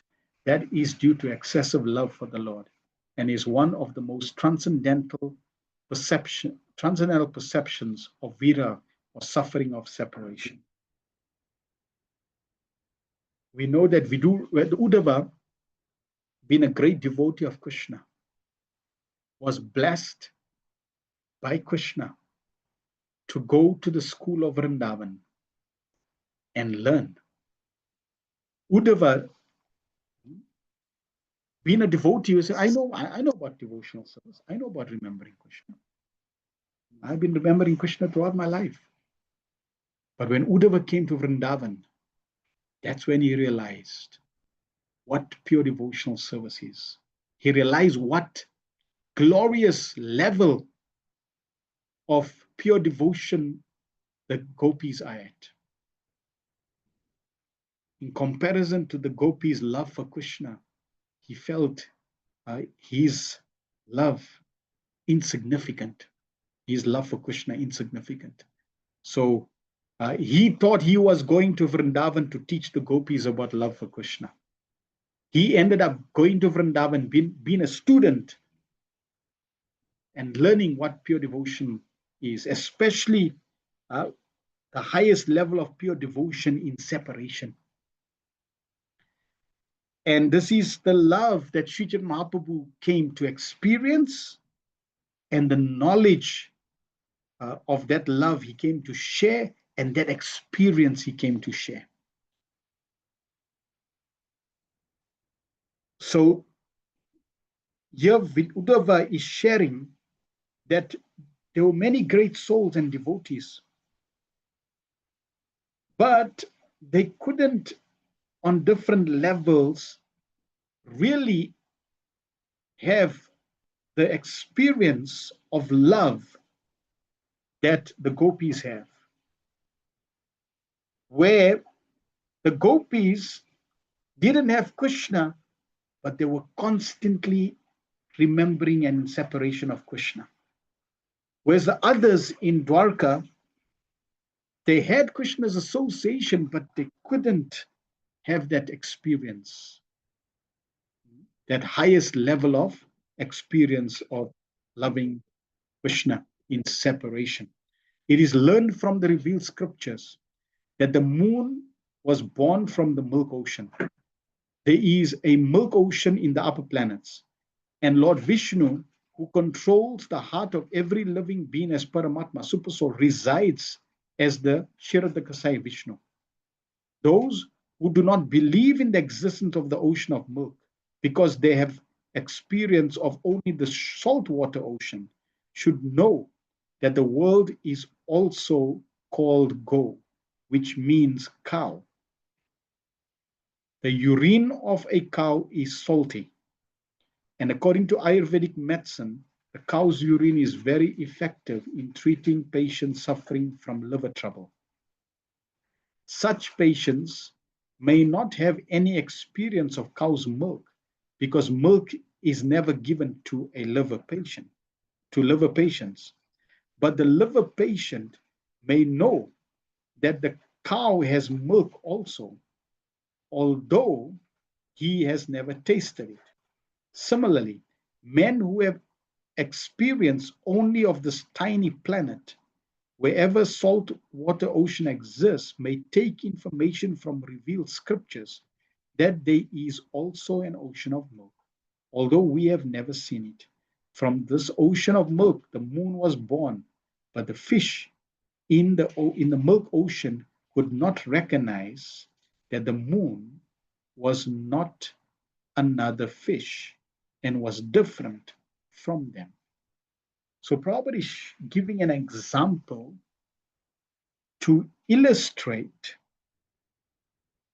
how different souls can be seeing Krishna, perceiving Krishna's presence, but not recognizing his presence completely. They have a certain perception according to their understanding and level of knowledge, and that may be incomplete. And therefore, their reciprocation is incomplete. Like the experience of saltwater ocean in relation to the milk ocean, or experiencing urine of the cow in relation to the milk product of the cow. So different experiences may be there. The fish took the moon to be one of them, or maybe something illuminating, but nothing more. Then you may get those who are a little more foolish and they look at Krishna and they think, yeah, Krishna is just another great historical person. He's just powerful. Like Duryodhan's first thing, yeah, he's just a mystic. It is like he's just perfected the mystic side. He's showing some mystic power, nothing more. So like that, we may get a wrong conclusion of Krishna. The unfortunate persons who do not recognize Lord Krishna are like such fish. They take him to be one of them, although a little extraordinary in opulence, strength, etc. The Bhagavad Gita 9 confirms such foolish persons to be most unfortunate. Avajananti mam muda manushim tanum ashritam.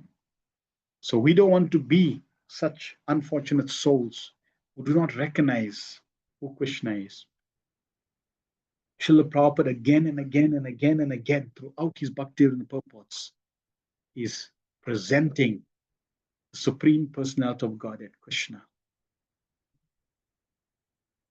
The highest, the absolute truth. The absolute truth is Sri Krishna, Radha and Krishna. Not just Krishna, but Radha and Krishna. And that is what the Bhagavatam is presenting. Now, in relation to the purports that we have covered, the stress is on hearing and chanting. When we constantly hear and chant about Krishna, we will be in constant association with Krishna. We will be constantly remembering Krishna. And this way we will progress and advance. And in Nectar of Instruction, verse 8, Srila Prabhupada in the purport describes different stages of remembrance. We've covered this in previous sessions, but we'll recap again.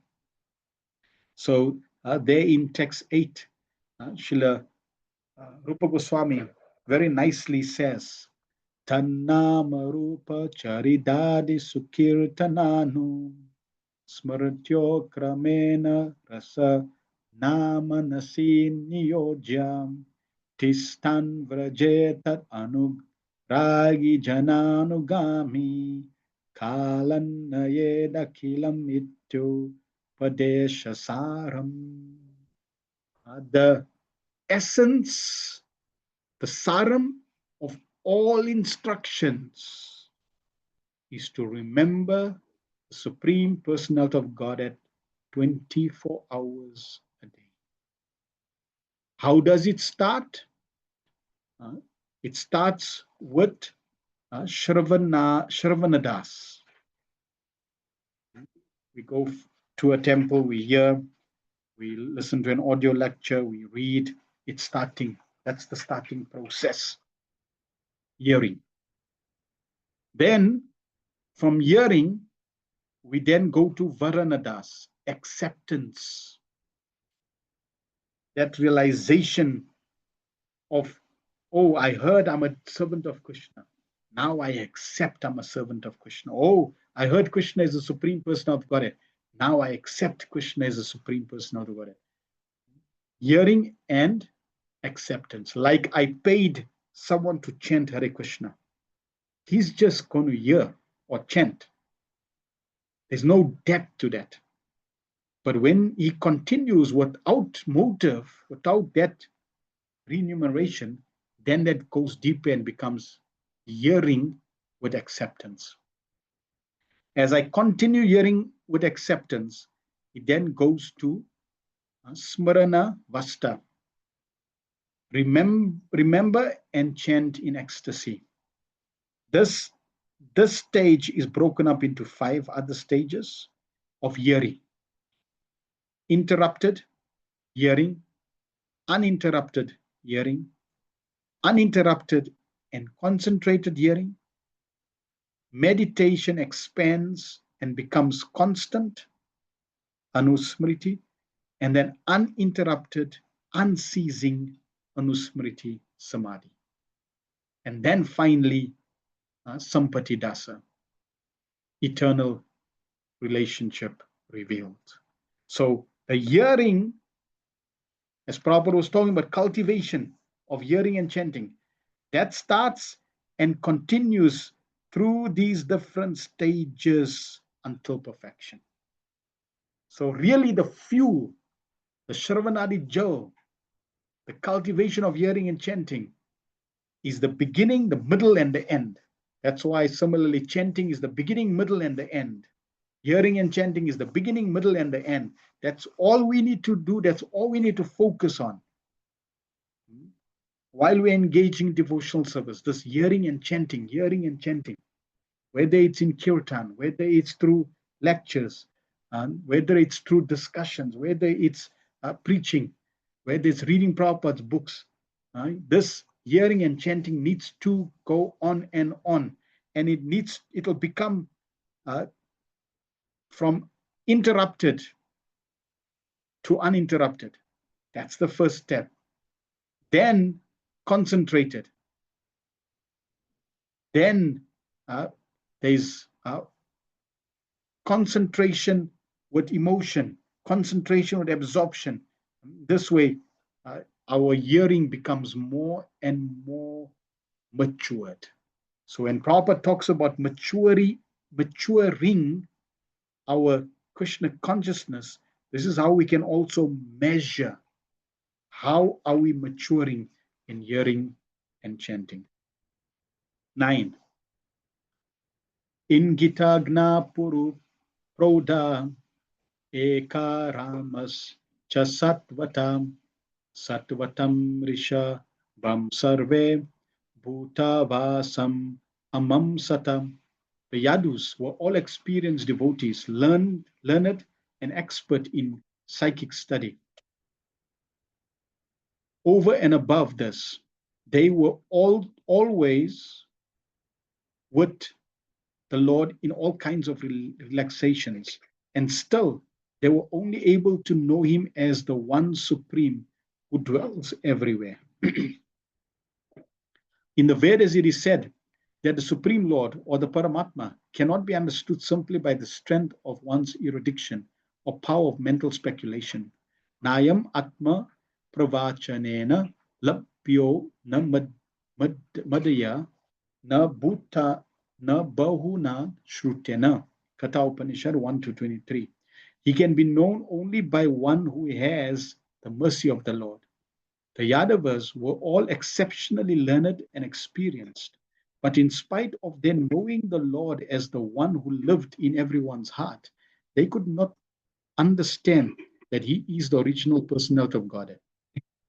This lack of knowledge was not due to their insufficient erudition, it was due to their misfortune.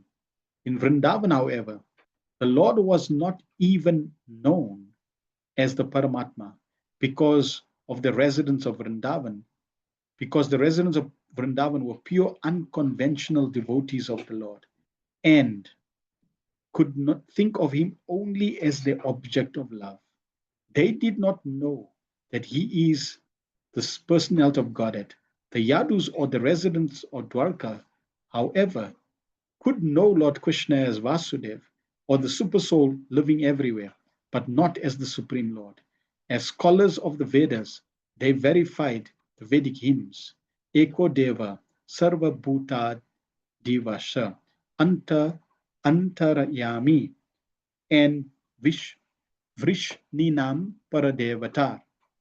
Devata. The Yadus therefore accepted Lord Krishna as the Supersoul incarnated in the family, and not more than that. So when Prabhupada is saying it's they, let's say it's their misfortune, it's not like they're not devotees. No, they are devotees. But in comparison to the residents of Vrindavan, they are misfortunate. Because they're only accepting Krishna as the Supersoul. Just like somebody who accepts Krishna as Brahman, good, but misfortune. Why? Because they can get more. They can get the personal association of Krishna, and they're limiting Krishna. So unfortunate. The yogi, he's accepting Krishna is Paramatma. Wonderful, but incomplete. Misfortunate. Because they can get more. What's the most that you can get? Krishna is the Supreme Personality of Godhead. Now, even there may be those who accept God as a person, but as a person limited to Krishna in Dwarka, Krishna as Dwarkalish, Krishna in Mathura. The gopis, they are on the highest level of understanding the Supreme Personality of Godhead. 10. And therefore, they are said to be the most glorious, the most wonderful devotees of the Lord. Devasya Mayaya Sprishta Yechan Yed Ashad Ashritam Brahmyate Dirnatat Vakkair Atman Yup Tatmanoharo. Under no circumstances can the words of persons bewildered by the illusory energy of the Lord deviate the intelligence of those who are completely surrendered souls. Purport. Lord Sri Krishna is the Supreme Personality of Godhead according to all the evidence of the Vedas. He is accepted by all the acharyas, including Sripad Sankaracharya. But when he was present in the world, different classes of men accepted him differently. And therefore, their calculations of the Lord were also different. Generally, persons who have faith in the revealed scriptures accept the Lord as he is. And all of them merged into great bereavement when the Lord disappeared from the world. In the first canto, We have already discussed the lamentation of Arjuna and Yudhishthira, to whom the disappearance of Lord Krishna was almost intolerable up to the end of their lives. The Yadavas were also partially cognizant of the Lord, and they were also glorious because they had the opportunity to associate with the Lord, who acted as the head of their family. And they also rendered the Lord intimate service. The Yadavas and other devotees of the Lord are different from those who wrongly calculate him to be an ordinary human personality. Such persons are certainly bewildered by delusory energy. They are hellish and are envious of the Supreme Lord. The illusory energy acts very powerfully on them because, in spite of their elevated mundane education, such persons are faithless and are infected by the mentality of atheism. They are always very eager to establish that Lord Krishna was an ordinary man who was killed by a hunter due to his many impious acts in plotting to kill the sons of Dhritarashtra and Jarasan and the demonic kings of the earth. Such persons have no faith in the statements of the Bhagavad Gita that the Lord is unaffected by the reactions of the work. Na mam karmani limpanti. Bhagavad Gita 4:14. According to the atheistic point of view, Lord Krishna's family, the Yadu dynasty, was vanquished due to being cursed by the Brahmanas for the sins committed by Krishna in killing the sons of Dhritarashtra, etc. All these blasphemous do not touch the heart of the devotee of the Lord because they know perfectly well what is what. Their intelligence regarding the Lord is never disturbed, but those who are disturbed by the statements of the Asuras are also condemned. That is what Uddhava meant in this verse. So very powerful point. Those who are disturbed by the statements of the Asuras are also condemned.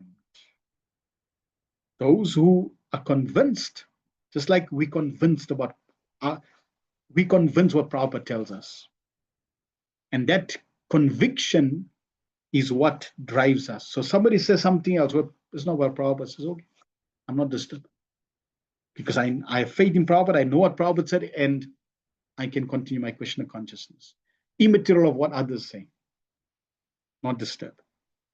If I become disturbed, it means my faith is not strong enough.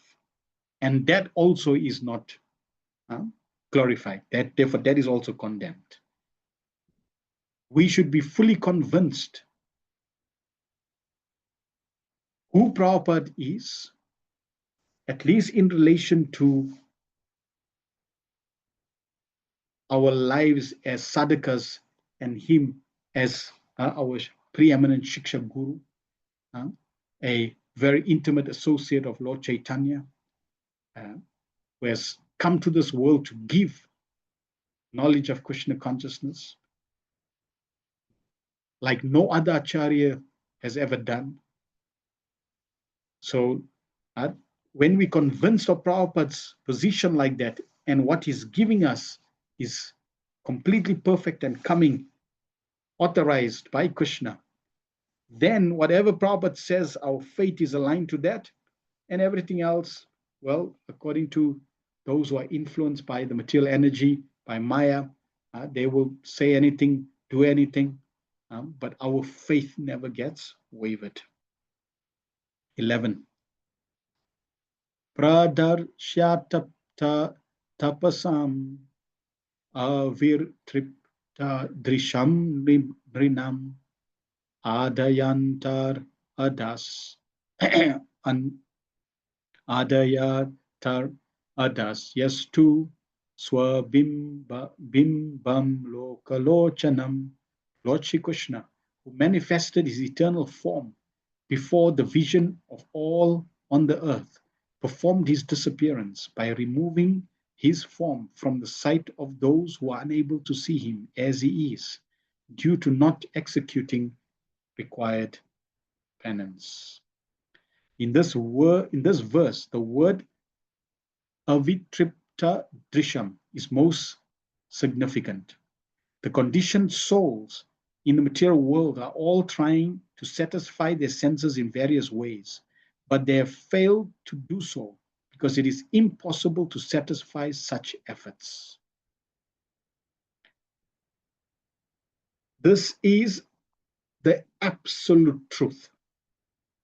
No matter how long you stay in the material world, no matter how many times you go through all the different yugas, no matter at what stage in the yuga you live, no matter how innovative, advanced, educated, wealthy, famous, expert, intelligent you are, and no matter how long you continue endeavoring in every single situation,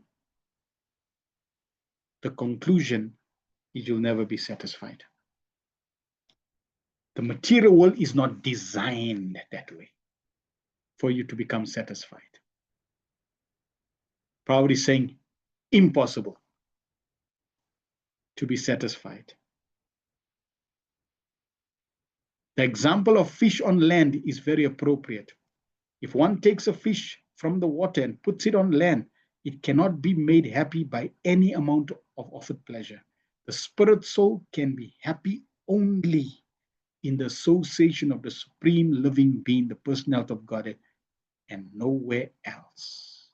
So if you really want to be satisfied internally, then there's only one solution. It's like the Christian says, only one way. Well, this is the only one way.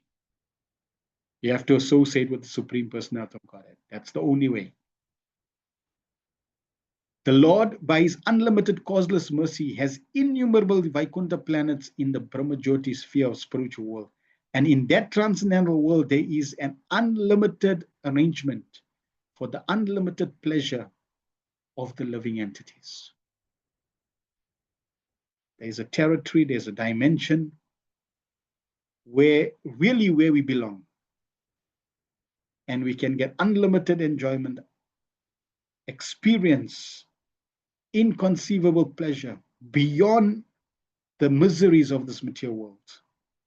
No miseries exist there. And we want that in the material world. We're not going to get it. The Lord himself comes to display his transcendental pastimes, typically represented at Vrindavan, Mathura, and Dwarka. He appears just to attract the conditioned souls back to Godhead, back home to the eternal world. But for want of sufficient piety, the onlookers are not attracted by such pastimes of the Lord. In the Bhagavad Gita, it is said that only those who have completely surpassed the way of sinful reactions can engage themselves in the transcendental loving service. So lack of piety, lack of spiritual devotional credits, and sinful reactions will stop us, will hinder the process. The entire Vedic way of ritualistic performances is to put every conditioned soul on the path of piety. By strict adherence to prescribed principles for all social orders, one can attain the quality of truthfulness, control of the mind, control of the senses, forbearance, etc., and can be elevated to the plane of rendering pure devotional service to the Lord. Only by such a transcendental vision are one's material hankerings fully satisfied. When the Lord was present, persons who are able to satisfy their material hankerings by seeing him in true perspective were able to go back with him to his kingdom. But those who are unable to see the Lord as he is remained attached to the material hankerings and are not able to go back home, back to Godhead. When the Lord passed beyond the vision of all, he did so in his original eternal form as stated in this verse. The Lord left his own body. He did not leave his body as is generally misunderstood by conditioned souls. This statement defeats the false propaganda of the faithless devotees that the Lord passed away like an ordinary conditioned soul. The Lord appeared in order to release the world from the undue burden of the non-believers, believing asuras. And after doing this, he disappeared from the world's eyes. So this disappearing act of Krishna is also there to encourage and motivate those who do not want to believe him. But those who believe in Krishna, those who have sufficient spiritual credits, those who have the mercy of the Lord, can understand that Krishna does not have a material body. He is totally spiritual. So he lives spiritually, he just goes within the same body, ascends to the spiritual world. What he leaves behind for whatever purpose Krishna needs to fulfill, that is Krishna's desire. And we should understand that situation through Prabhupada's books and through Prabhupada's eyes, or through the eyes of the Vedas. We always want to understand reality, not the way we perceive it, or not the way other materialists are telling us, but we always want to see the truth through the eyes of scripture, Shastra Chakshur, through the eyes of Srila Prabhupada. That way we can safely understand the truth and always be safe on the path of devotional service, so that there'll be no other obstacles that can hinder our progress. And there may be situations where we don't understand, or there is no clarity, or we don't know why such situations are transpiring. Well, then we should know that Krishna's got a bigger plan, and let his plan unfold, and you focus on your plan. Like you are gardening. So there's your garden. You got your piece of land. You are gardening. And now you look at your neighbor and you start getting so enamored and caught up in your neighbor's garden that you forget looking after your own garden. That's a distraction. Oh, how come he's got it? No, it's unfair. Oh, why is that happening? But just focus on your garden and sort your garden. So in this way, let us focus on our own spiritual life, as Prabhupada is wonderfully sharing in his purports. By hearing and chanting regularly, let's intensify that. So intensification with focus, with concentration. Don't do it in a distractive form of hearing and chanting. And increase the intensity, regulation. In this way, we will efficiently and effectively progress on this path by Prabhupada's mercy. And as Prabhupada is describing, we'll begin to experience these different stages at the right time. We simply do the gardening and leave the rest to the Supreme Personality of Godhead and how he wants to reciprocate in the best way he knows that's best for us. Bantaraj Srimad Bhagavatam ki jai, Srila Prabhupada ki jai, Nitai Go Pramanande, Hari Hari Bo. Are there any questions or comments anyone has? Please share and type in the chat. Next week, we will continue with this chapter. Thank you, Sangeeta.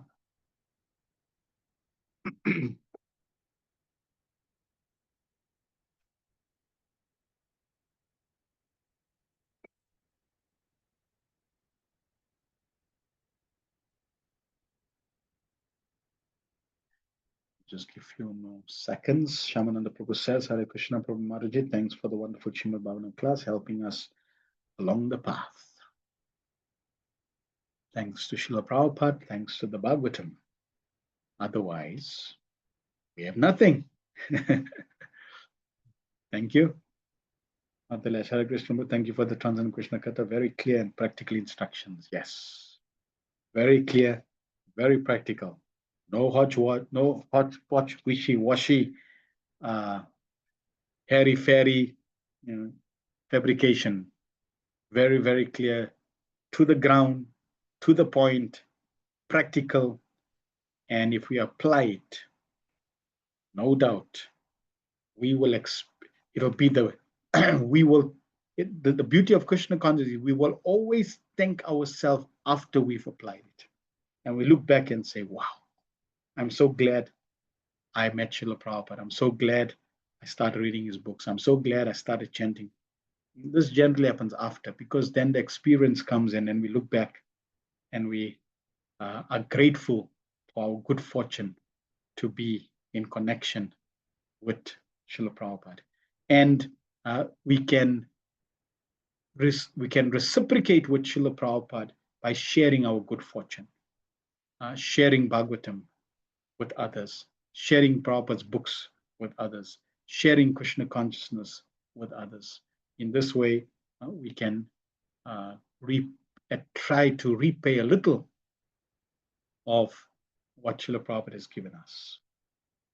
Thank you very much. We will end there and we will meet again. Bafana Prabhu says, I associate much with Uddhava's nature of exuding devotional service.